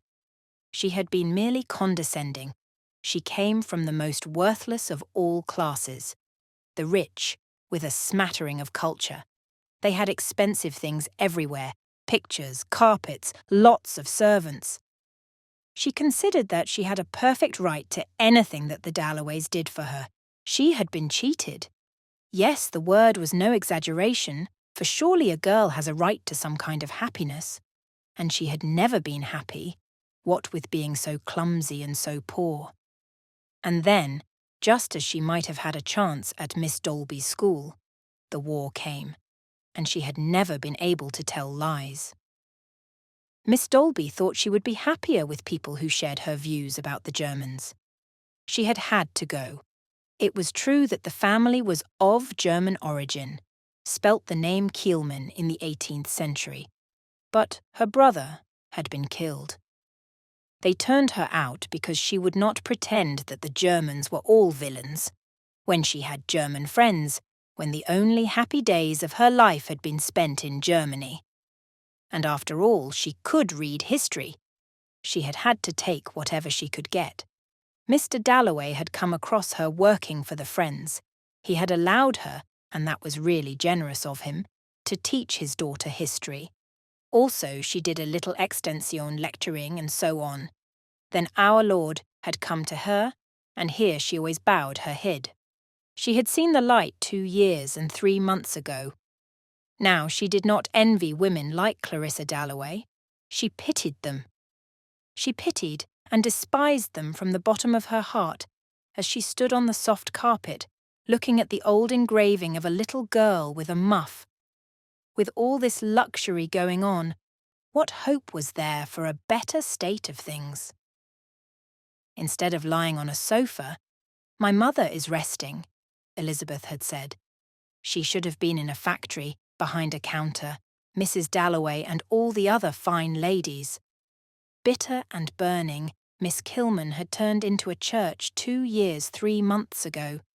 She had heard the Reverend Edward Whittaker preach, the boys sing, had seen the solemn lights descend, and whether it was the music or the voices, she herself, when alone in the evening, found comfort in a violin.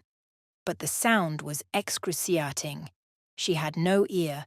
The hot and turbulent feelings, which boiled and surged in her, had been assuaged as she sat there, and she had wept copiously, and gone to call on Mr. Whittaker at his private house in Kensington.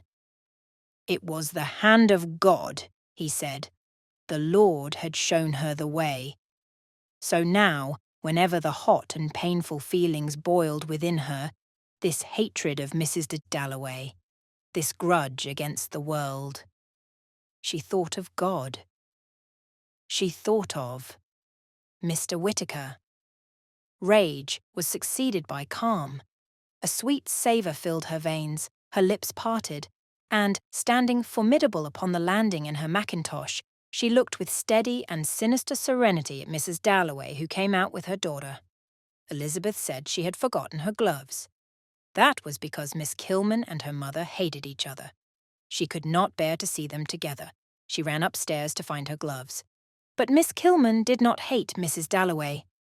Turning her large gooseberry-coloured eyes upon Clarissa, observing her small pink face, her delicate body, her air of freshness and fashion, Miss Kilman felt, "Fool, simpleton, you who have known neither sorrow nor pleasure, who have trifled your life away." And there rose in her an overmastering desire to overcome her, to unmask her. If she could have felled her, it would have eased her. But it was not the body, it was the soul and its mockery that she wished to subdue, make feel her mastery. If only she could make her weep, could ruin her, humiliate her, bring her to her knees, crying, "You are right." But this was God's will, not Miss Kilman's. It was to be a religious victory. So she glared, so she glowered. Clarissa was really shocked. This a Christian, this woman had taken her daughter from her. She in touch with invisible presences, heavy, ugly, commonplace, without kindness or grace. She know the meaning of life. "You are taking Elizabeth to the stores?" Mrs. Dalloway said. Miss Kilman said she was. They stood there. Miss Kilman was not going to make herself agreeable. She had always earned her living. Her knowledge of modern history was thorough in the extreme. She did, out of her meagre income, set aside so much for causes she believed in, whereas this woman did nothing, believed nothing, brought up her daughter, but here was Elizabeth, rather out of breath, the beautiful girl. So they were going to the stores. Odd it was, as Miss Kilman stood there, and stand she did, with the power and taciturnity of some prehistoric monster armoured for primeval warfare. How, second by second, the idea of her diminished. How hatred, which was for ideas, not people, crumbled. How she lost her malignity, her size, became second by second merely Miss Kilman in a mackintosh, whom heaven knows Clarissa would have liked to help. At this dwindling of the monster, Clarissa laughed. Saying goodbye, she laughed. Off they went together, Miss Kilman and Elizabeth downstairs. With a sudden impulse, with a violent anguish, for this woman was taking her daughter from her, Clarissa leant over the banisters and cried out, "Remember the party! Remember our party tonight!" But Elizabeth had already opened the front door. There was a van passing. She did not answer. Love and religion, thought Clarissa, going back into the drawing room, tingling all over. How detestable they are! For now that the body of Miss Kilman was not before her, it overwhelmed her, the idea. The cruelest things in the world, she thought, seeing them clumsy, hot, domineering, hypocritical, eavesdropping, jealous, infinitely cruel and unscrupulous, dressed in a mackintosh coat on the landing, love and religion. Had she ever tried to convert anyone herself? Did she not wish everybody merely to be themselves? And she watched out of the window the old lady opposite climbing upstairs. Let her climb upstairs if she wanted to. Let her stop. Then let her, as Clarissa had often seen her, gain her bedroom, part her curtains, and disappear again into the background. Somehow, one respected that old woman looking out of the window, quite unconscious that she was being watched. There was something solemn in it. But love and religion would destroy that, whatever it was, the privacy of the soul. The odious Kilman would destroy it, yet it was a sight that made her want to cry. Love destroyed, too. Everything that was fine, everything that was true, went. Take Peter Walsh now. There was a man, charming, clever, with ideas about everything. If you wanted to know about Pope, say, or Addison, or just to talk nonsense, what people were like, what things meant, Peter knew better than anyone. It was Peter who had helped her, Peter who had lent her books. But look at the women he loved, vulgar, trivial, commonplace. Think of Peter in love. He came to see her after all these years, and what did he talk about? Himself. Horrible passion, she thought. Degrading passion, she thought, thinking of Kilman and her Elizabeth walking to the Army and Navy stores. Big Ben struck the half-hour. How extraordinary it was. Strange, yes, touching to see the old lady, they had been neighbours ever so many years, move away from the window as if she were attached to that sound, that string. Gigantic as it was, it had something to do with her. Down, down, into the midst of ordinary things, the finger fell, making the moment solemn. She was forced, so Clarissa imagined by that sound, to move, to go. But where? Clarissa tried to follow her as she turned and disappeared, and could still just see her white cap moving at the back of the bedroom. She was still there, moving about at the other end of the room. Why creeds and prayers and mackintoshes? When, thought Clarissa, that's the miracle, that's the mystery. That old lady, she meant, whom she could see going from chest of drawers to dressing table. She could still see her.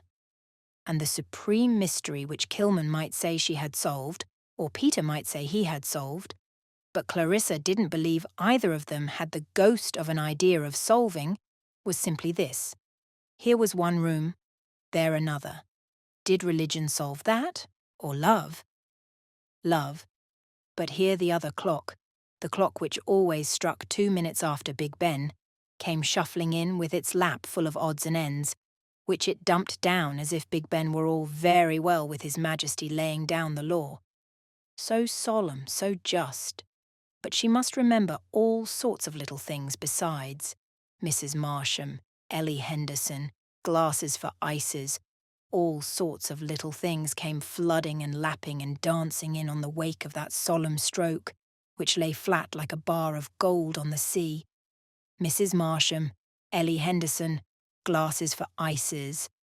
She must telephone now at once.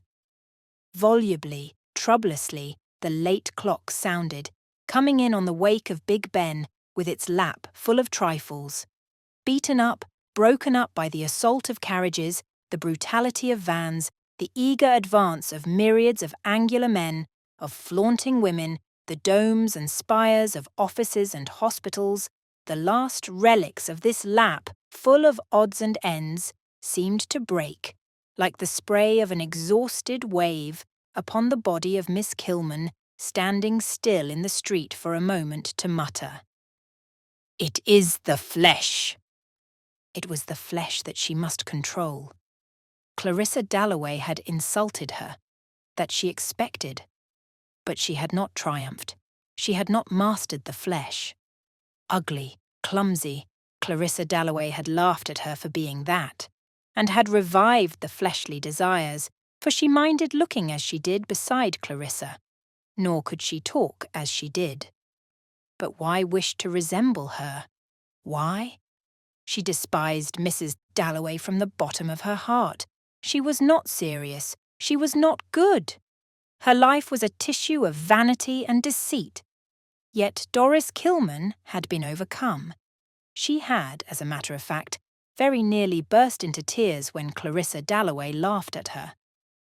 "It is the flesh, it is the flesh," she muttered, it being her habit to talk aloud, trying to subdue this turbulent and painful feeling as she walked down Victoria Street.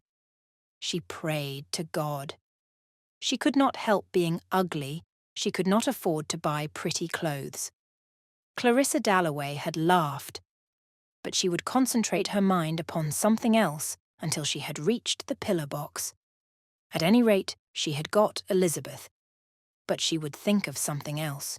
She would think of Russia until she reached the pillar box.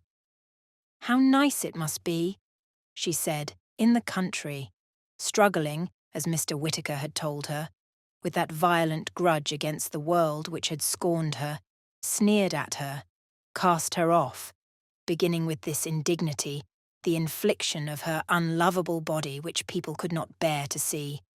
Do her hair as she might, her forehead remained like an egg, bald, white. No clothes suited her. She might buy anything, and for a woman, of course, that meant never meeting the opposite sex. Never would she come first with anyone. Sometimes lately it had seemed to her that, except for Elizabeth, her food was all that she lived for, her comforts, her dinner, her tea, her hot water bottle at night. But one must fight, vanquish, have faith in God. Mr. Whittaker had said she was there for a purpose. But no one knew the agony, he said, pointing to the crucifix, that God knew. But why should she have to suffer when other women, like Clarissa Dalloway, escaped? "Knowledge comes through suffering," said Mr. Whittaker. She had passed the pillar box, and Elizabeth had turned into the cool brown tobacco department of the Army and Navy stores, while she was still muttering to herself what Mr. Whittaker had said about knowledge coming through suffering and the flesh. The flesh, she muttered. What department did she want? Elizabeth interrupted her. "Petticoats," she said abruptly, and stalked straight onto the lift. Up they went. Elizabeth guided her this way and that, guided her in her abstraction as if she had been a great child, an unwieldy battleship. There were the petticoats, brown, decorous, striped, frivolous, solid, flimsy. And she chose, in her abstraction, portentously, and the girl serving thought her mad. Elizabeth rather wondered, as they did up the parcel, what Miss Kilman was thinking. "They must have their tea," said Miss Kilman, rousing, collecting herself. They had their tea. Elizabeth rather wondered whether Miss Kilman could be hungry. It was her way of eating with intensity, then looking again and again at a plate of sugared cakes on the table next them. Then, when a lady and a child sat down and the child took the cake, could Miss Kilman really mind it? Yes, Miss Kilman did mind it. She had wanted that cake, the pink one. The pleasure of eating was almost the only pure pleasure left her, and then to be baffled even in that. When people are happy, they have a reserve, she had told Elizabeth, upon which to draw, whereas she was like a wheel without a tire. She was fond of such metaphors, jolted by every pebble, so she would say, staying on after the lesson, standing by the fireplace with her bag of books, her satchel, she called it, on a Tuesday morning, after the lesson was over, And she talked too about the war. After all, there were people who did not think the English invariably right. There were books, there were meetings, there were other points of view. Would Elizabeth like to come with her to listen to so-and-so? A most extraordinary-looking old man. Then Miss Kilman took her to some church in Kensington, and they had tea with a clergyman. She had lent her books. Law, medicine, politics, all professions are open to women of your generation, said Miss Kilman. But for herself, her career was absolutely ruined. And was it her fault? Good gracious, said Elizabeth. No. And her mother would come calling to say that a hamper had come from Bourton and would. Miss Kilman like some flowers. To Miss Kilman she was always very, very nice. But Miss Kilman squashed the flowers all in a bunch and hadn't any small talk. And what interested Miss Kilman bored her mother. And Miss Kilman and she were terrible together, and Miss Kilman swelled and looked very plain. But then Miss Kilman was frightfully clever. Elizabeth had never thought about the poor. They lived with everything they wanted. Her mother had breakfast in bed every day. Lucy carried it up, and she liked old women because they were duchesses and being descended from some lord. But Miss Kilman said, one of those Tuesday mornings when the lesson was over, "My grandfather kept an oil and colour shop in Kensington." Miss Kilman made one feel so small. Miss Kilman took another cup of tea. Elizabeth, with her oriental bearing, her inscrutable mystery, sat perfectly upright. No, she did not want anything more. She looked for her gloves, her white gloves. They were under the table. Ah, but she must not go. Miss Kilman could not let her go. This youth, that was so beautiful, this girl whom she genuinely loved. Her large hand opened and shut on the table. But perhaps it was a little flat somehow, Elizabeth felt. And really, she would like to go. But said Miss Kilman, "I've not quite finished yet." Of course then Elizabeth would wait, but it was rather stuffy in here. "Are you going to the party tonight?" Miss Kilman said. Elizabeth supposed she was going. Her mother wanted her to go. She must not let parties absorb her, Miss Kilman said, fingering the last 2 inches of a chocolate eclair. She did not much like parties, Elizabeth said. Miss Kilman opened her mouth, slightly projected her chin, and swallowed down the last inches of the chocolate eclair, then wiped her fingers and washed the tea round in her cup. She was about to split asunder, she felt. The agony was so terrific. If she could grasp her, if she could clasp her, if she could make her hers absolutely and forever and then die, that was all she wanted. But to sit here, unable to think of anything to say, to see Elizabeth turning against her, to be felt repulsive even by her, it was too much. She could not stand it. The thick fingers curled inwards. "I never go to parties," said Miss Kilman, just to keep Elizabeth from going. "People don't ask me to parties." And she knew as she said it that it was this egotism that was her undoing. Mr. Whittaker had warned her, but she could not help it. She had suffered so horribly. "Why should they ask me?" she said. "I'm plain. I'm unhappy." She knew it was idiotic, but it was all those people passing, people with parcels who despised her, who made her say it. However, she was Doris Kilman. She had her degree.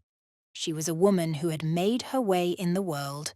Her knowledge of modern history was more than respectable. "I don't pity myself," she said. "I pity—" She meant to say, "your mother," but no, she could not to Elizabeth. "I pity other people," she said, "more. Like some dumb creature who has been brought up to a gate for an unknown purpose and stands there longing to gallop away, Elizabeth Dalloway sat silent. Was Miss Kilman going to say anything more? "Don't quite forget me," said Doris Kilman. Her voice quivered. Right away to the end of the field, the dumb creature galloped in terror. The great hand opened and shut. Elizabeth turned her head. The waitress came. One had to pay at the desk, Elizabeth said, and went off, drawing out, so Miss Kilman felt, the very entrails in her body, stretching them as she crossed the room. And then, with a final twist, bowing her head very politely, she went. She had gone. Miss Kilman sat at the marble table among the eclairs, stricken once, twice, thrice by shocks of suffering. She had gone. Mrs. Dalloway had triumphed. Elizabeth had gone. Beauty had gone. Youth had gone. So she sat.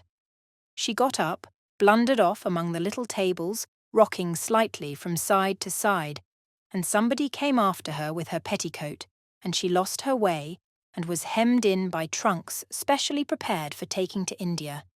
Next got among the accouchement sets and baby linen, through all the commodities of the world, perishable and permanent, hams, drugs, flowers, stationery, variously smelling, now sweet, now sour.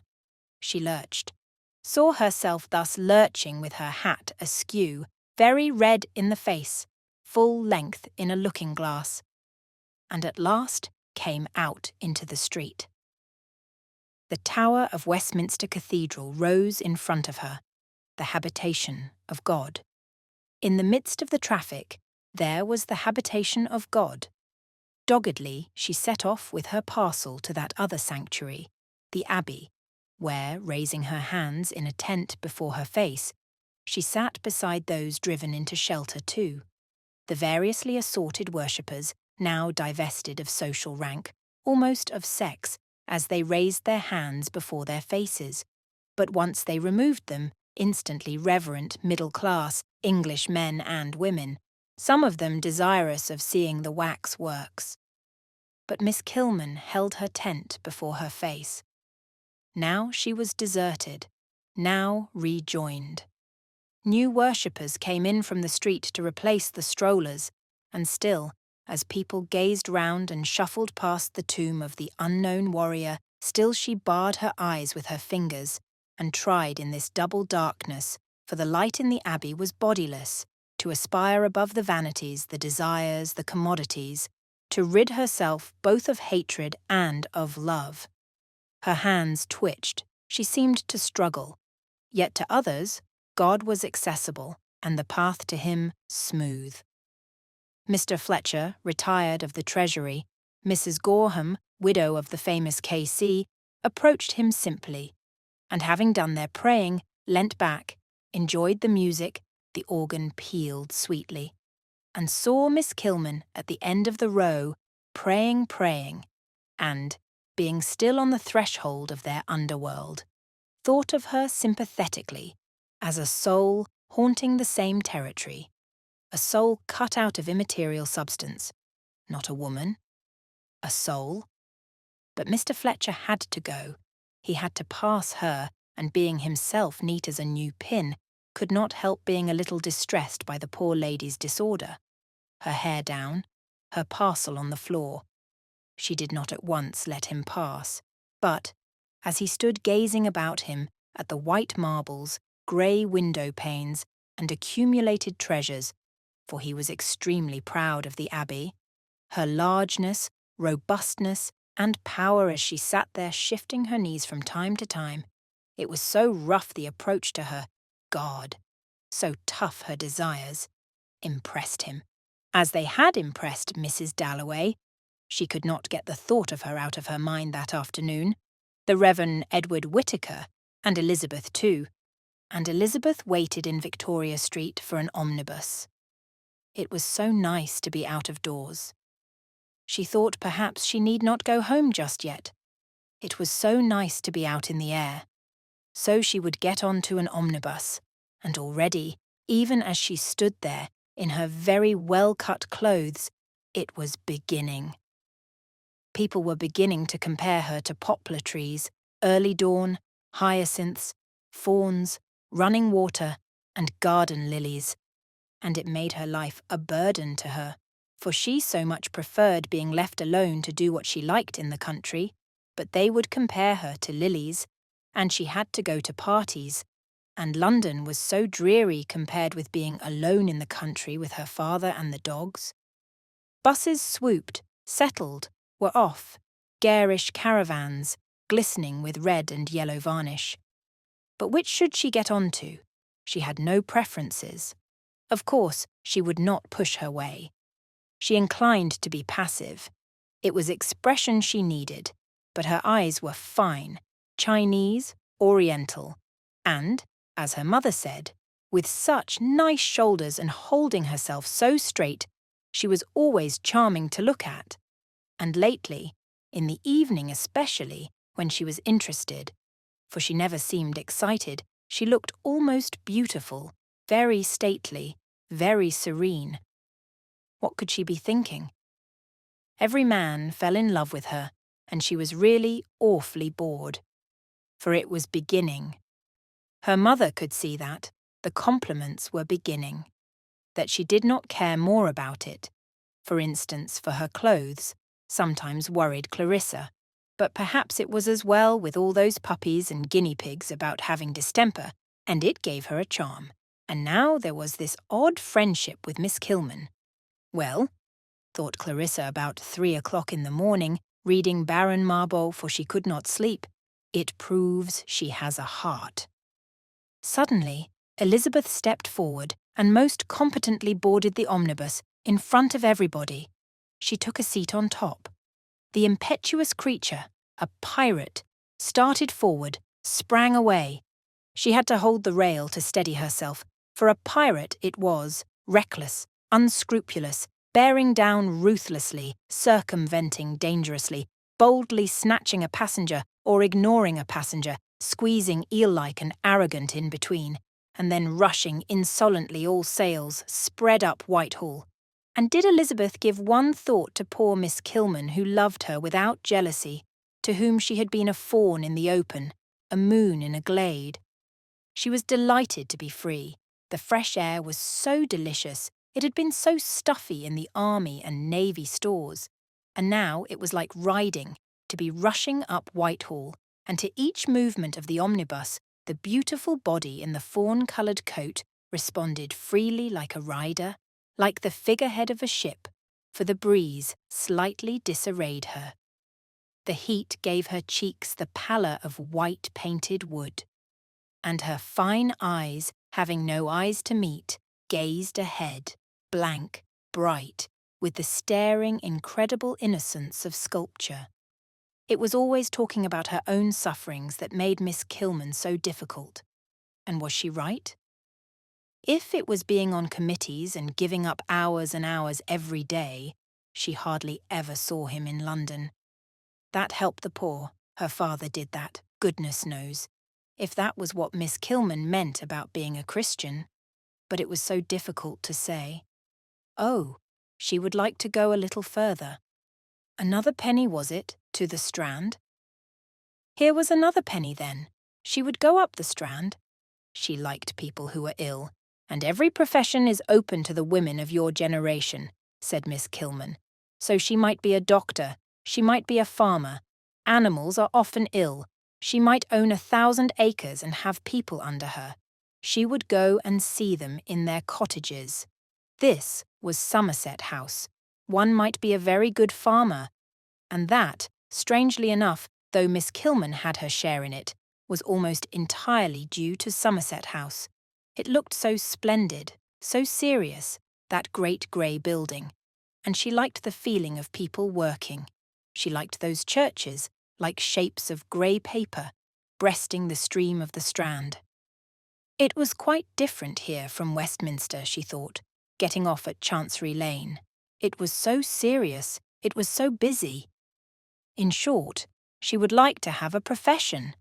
She would become a doctor, a farmer, possibly go into Parliament, if she found it necessary, all because of the Strand.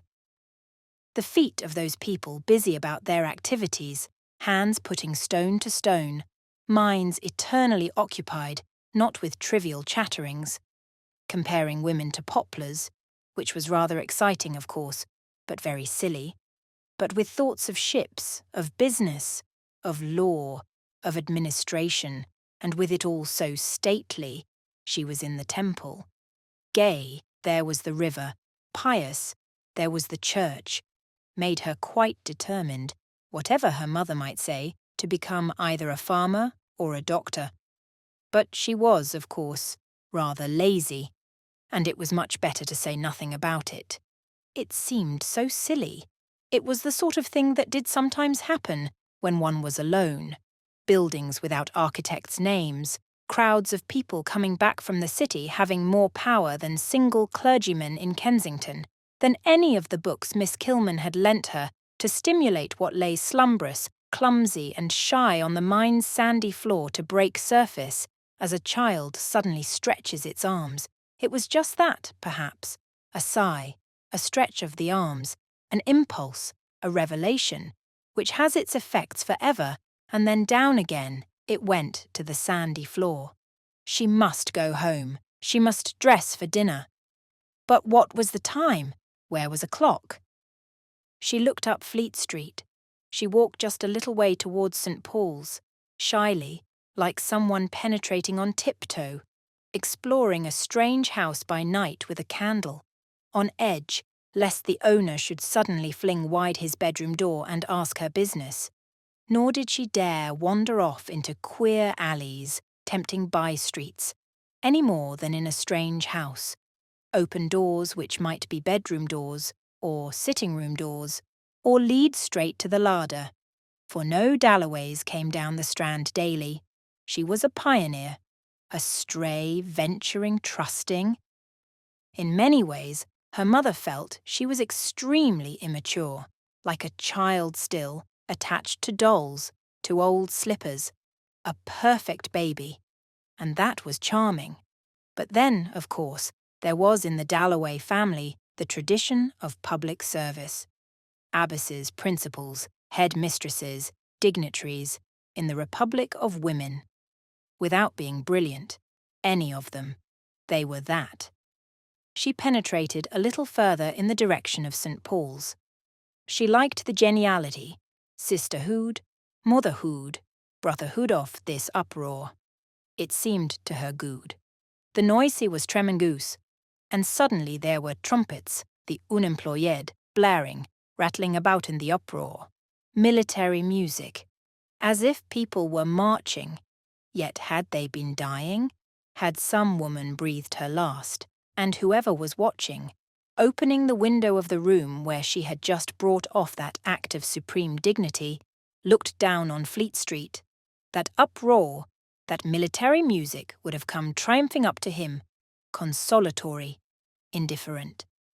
It was not conscious. There was no recognition in it of one fortune or fate, and for that very reason, even to those dazed with watching for the last shivers of consciousness on the faces of the dying, consoling.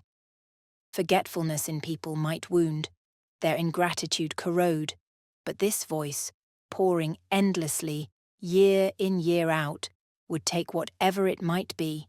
This vow, this van, this life, this procession, would wrap them all about and carry them on, as in the rough stream of a glacier the ice holds a splinter of bone, a blue petal, some oak trees, and rolls them on. But it was later than she thought. Her mother would not like her to be wandering off alone like this. She turned back down the Strand. A puff of wind, in spite of the heat, there was quite a wind, blew a thin black veil over the sun and over the Strand. The faces faded. The omnibuses suddenly lost their glow. For although the clouds were of mountainous white, so that one could fancy hacking hard chips off with a hatchet, with broad golden slopes, lawns of celestial pleasure gardens, on their flanks, and had all the appearance of settled habitations assembled for the conference of gods above the world, there was a perpetual movement among them. Signs were interchanged, when, as if to fulfill some scheme arranged already, now a summit dwindled, now a whole block of pyramidal size, which had kept its station inalterably advanced into the midst, or gravely led the procession to fresh anchorage. Fixed though they seemed at their posts, at rest in perfect unanimity, nothing could be fresher, freer, more sensitive superficially than the snow-white or gold-kindled surface. To change, to go, to dismantle the solemn assemblage was immediately possible, and in spite of the grave fixity, the accumulated robustness and solidity, now they struck light to the earth, now darkness.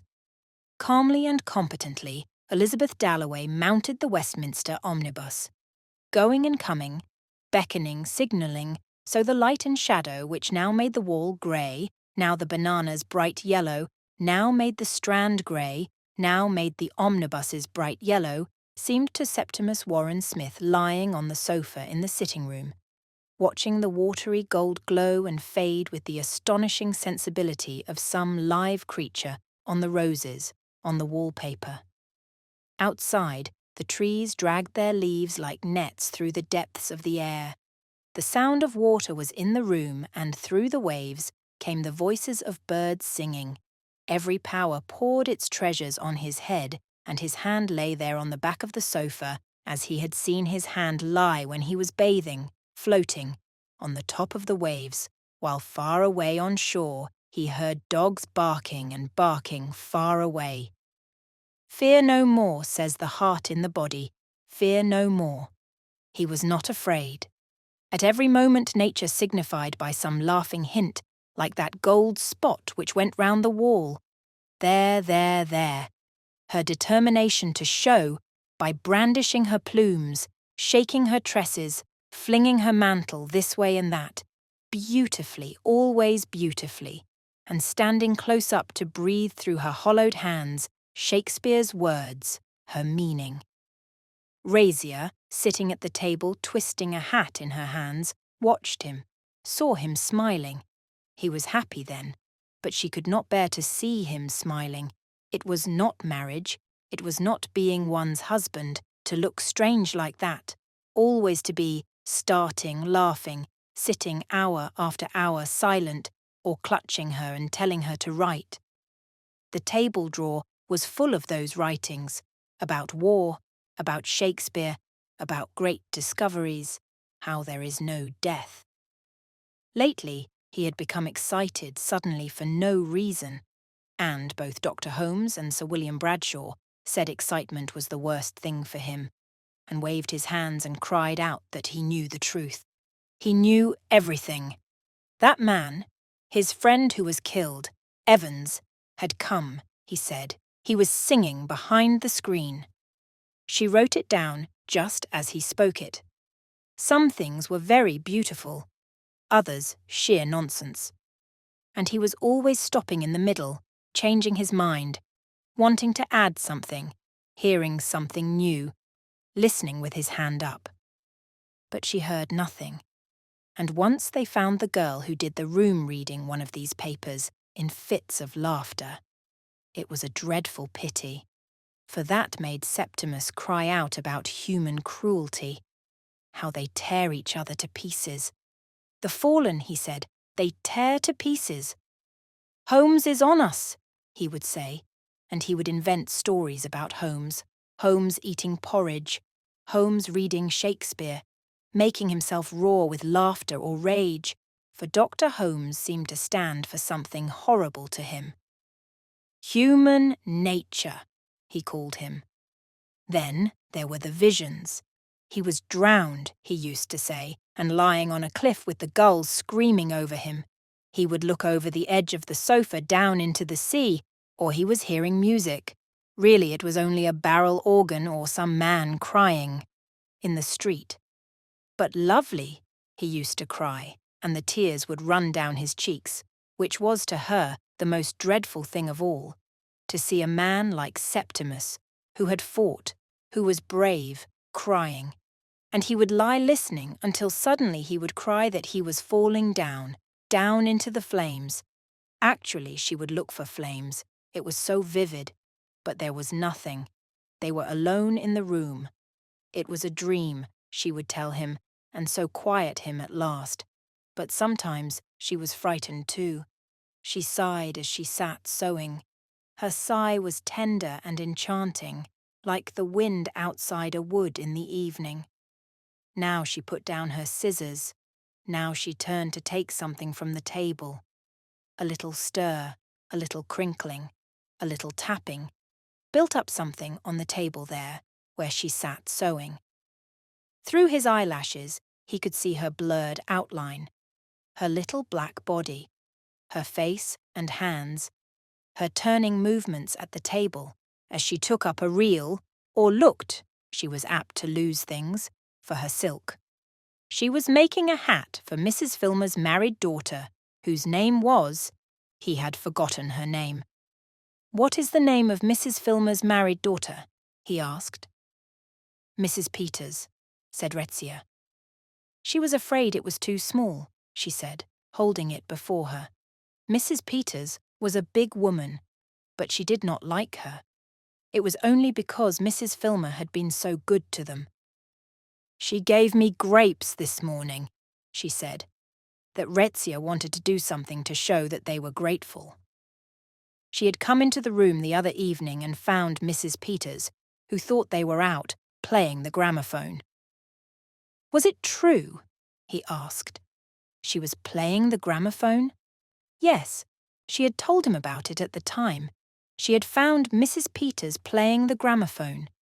He began, very cautiously, to open his eyes, to see whether a gramophone was really there. But real things were too exciting. He must be cautious. He would not go mad.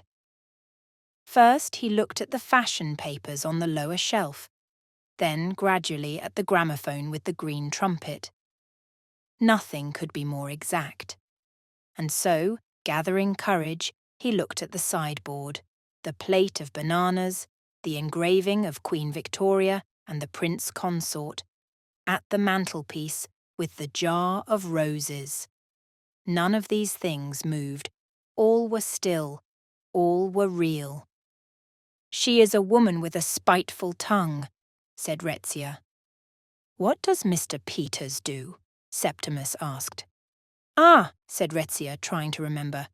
She thought Mrs. Filmer had said that he travelled for some company. "Just now he is in Hull," she said. "Just now." She said that with her Italian accent. She said that herself. He shaded his eyes so that he might see only a little of her face at a time. First the chin, then the nose, then the forehead, in case it were deformed or had some terrible mark on it. But no, there she was, perfectly natural, sewing with the pursed lips that women have, the set, the melancholy expression, when sewing. But there was nothing terrible about it, he assured himself, looking a second time, a third time at her face, her hands. For what was frightening or disgusting in her as she sat there in broad daylight, sewing? Mrs. Peters had a spiteful tongue. Mr. Peters was in Hull. Why then rage and prophecy? Why fly scourged and outcast? Why be made to tremble and sob by the clouds? Why seek truths and deliver messages when Retzia sat sticking pins into the front of her dress, and Mr. Peters was in Hull? Miracles, revelations, agonies, loneliness, falling through the sea, down, down into the flames, all were burnt out. For he had a sense, as he watched Retzia trimming the straw hat for Mrs. Peters, of a coverlet of flowers. "It's too small for Mrs. Peters," said Septimus. For the first time for days, he was speaking as he used to do. Of course it was. Absurdly small, she said. But Mrs. Peters had chosen it. He took it out of her hands. He said it was an organ grinder's monkey's hat. How it rejoiced her that! Not for weeks had they laughed like this together, poking fun privately like married people. What she meant was that if Mrs. Filmer had come in, or Mrs. Peters or anybody, they would not have understood what she and Septimus were laughing at. "There," she said, pinning a rose to one side of the hat. Never had she felt so happy. Never in her life. But that was still more ridiculous, Septimus said. Now the poor woman looked like a pig at a fair. Nobody ever made her laugh as Septimus did. What had she got in her workbox? She had ribbons and beads, tassels, artificial flowers. She tumbled them out on the table. He began putting odd colours together, for though he had no fingers, could not even do up a parcel. He had a wonderful eye, and often he was right, sometimes absurd, of course, but sometimes wonderfully right. "She shall have a beautiful hat," he murmured, taking up this and that, Retzia kneeling by his side, looking over his shoulder. Now it was finished. That is to say, the design. She must stitch it together. But she must be very, very careful, he said, to keep it just as he had made it. So she sewed. When she sewed, he thought, she made a sound like a kettle on the hob, bubbling, murmuring, always busy, her strong little pointed fingers pinching and poking, her needle flashing straight. The sun might go in and out, on the tassels, on the wallpaper, but he would wait, he thought, stretching out his feet, looking at his ringed sock at the end of the sofa. He would wait in this warm place, this pocket of still air, which one comes on at the edge of a wood sometimes in the evening, when, because of a fall in the ground, or some arrangement of the trees, one must be scientific above all, scientific. Warmth lingers, and the air buffets the cheek like the wing of a bird. "There it is," said Retzia, twirling Mrs. Peters' hat on the tips of her fingers. "That'll do for the moment. Later—" Her sentence bubbled away. Drip, drip, drip, like a contented tap left running. It was wonderful. Never had he done anything which made him feel so proud. It was so real, it was so substantial, Mrs. Peters' hat. "Just look at it," he said. Yes, it would always make her happy to see that hat. He had become himself then. He had laughed then. They had been alone together. Always she would like that hat. He told her to try it on. "But I must look so queer," she cried, running over to the glass and looking first this side, then that. Then she snatched it off again, for there was a tap at the door. Could it be Sir William Bradshaw? Had he sent already? No, it was only the small girl with the evening paper. What always happened, then happened, what happened every night of their lives. The small girl sucked her thumb at the door. Retzia went down on her knees. Retzia cooed and kissed. Retzia got a bag of sweets out of the table drawer. For so it always happened. First one thing, then another. So she built it up, first one thing, and then another. Dancing, skipping, round and round the room they went. He took the paper. Surrey was all out, he read. There was a heat wave. Retzia repeated, Surrey was all out. There was a heat wave, making it part of the game she was playing with Mrs. Filmer's grandchild, both of them laughing, chattering at the same time, at their game. He was very tired. He was very happy. He would sleep. He shut his eyes. But directly he saw nothing. The sounds of the game became fainter and stranger, and sounded like the cries of people seeking and not finding, and passing further and further away. They had lost him. He started up in terror. What did he see? The plate of bananas on the sideboard. Nobody was there. Retzia had taken the child to its mother. It was bedtime. That was it. To be alone forever. That was the doom pronounced in Milan when he came into the room and saw them cutting out buckram shapes with their scissors. To be alone forever. He was alone with the sideboard and the bananas. He was alone, exposed on this bleak eminence, stretched out, but not on a hilltop, not on a crag, on Mrs. Filmer's sitting-room sofa. As for the visions, the faces, the voices of the dead, where were they? There was a screen in front of him, with black bulrushes and blue swallows, where he had once seen mountains, where he had seen faces, where he had seen beauty, there was a screen. "Evans!" he cried. There was no answer. A mouse had squeaked, or a curtain rustled. Those were the voices of the dead. The screen, the coal scuttle, the sideboard remained to him. Let him then face the screen, the coal scuttle and the sideboard. But Retzia burst into the room chattering. Some letter had come. Everybody's plans were changed.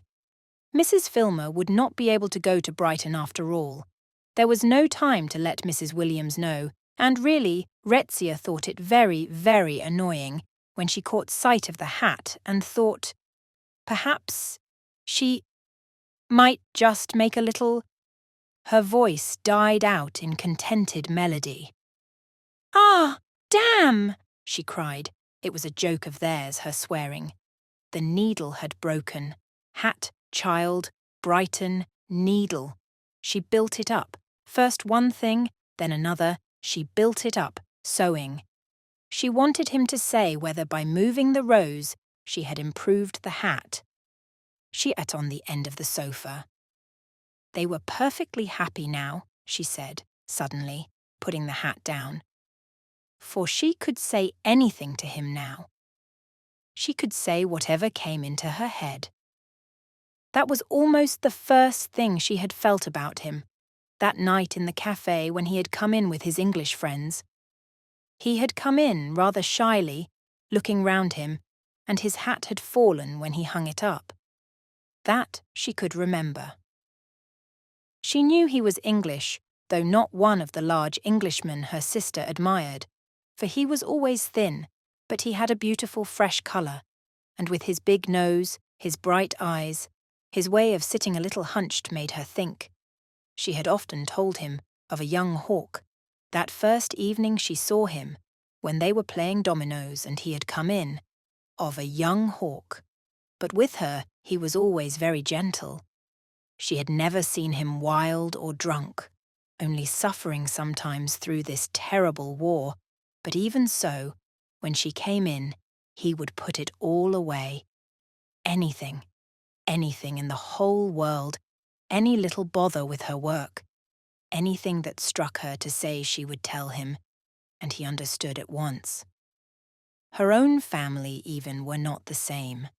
Being older than she was, and being so clever, how serious he was, wanting her to read Shakespeare before she could even read a child's story in English. Being so much more experienced, he could help her, and she too could help him. But this hat now.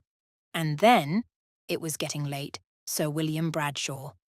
She held her hands to her head, waiting for him to say, did he like the hat or not? And as she sat there, waiting, looking down, he could feel her mind, like a bird, falling from branch to branch, and always alighting, quite rightly. He could follow her mind, as she sat there in one of those loose, lax poses that came to her naturally, and, if he should say anything, at once she smiled, like a bird alighting with all its claws firm upon the bough. But he remembered Bradshaw said, "The people we are most fond of are not good for us when we are ill." Bradshaw said, he must be taught to rest. Bradshaw said, they must be separated. Must. Why must? What power had Bradshaw over him? What right has Bradshaw to say must to me? He demanded. It is because you talked of killing yourself, said Retzia. Mercifully, she could now say anything to Septimus. So he was in their power. Holmes and Bradshaw were on him. The brute with the red nostrils was snuffing into every secret place. Must, it could say. Where were his papers?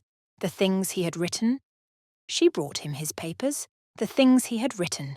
Things she had written for him. She tumbled them out onto the sofa. They looked at them together. Diagrams, designs, little men and women brandishing sticks for arms, with wings, were they, on their backs. circles traced round shillings and sixpences, the suns and stars, zigzagging precipices with mountaineers ascending roped together, exactly like knives and forks, sea pieces with little faces laughing out of what might perhaps be waves, the map of the world. "Burn them!" he cried. Now for his writings. How the Dead Sing Behind Rhododendron Bushes, Odes to Time, Conversations with Shakespeare, Evans, Evans, His Messages from the Dead, Do Not Cut Down Trees, Tell the Prime Minister,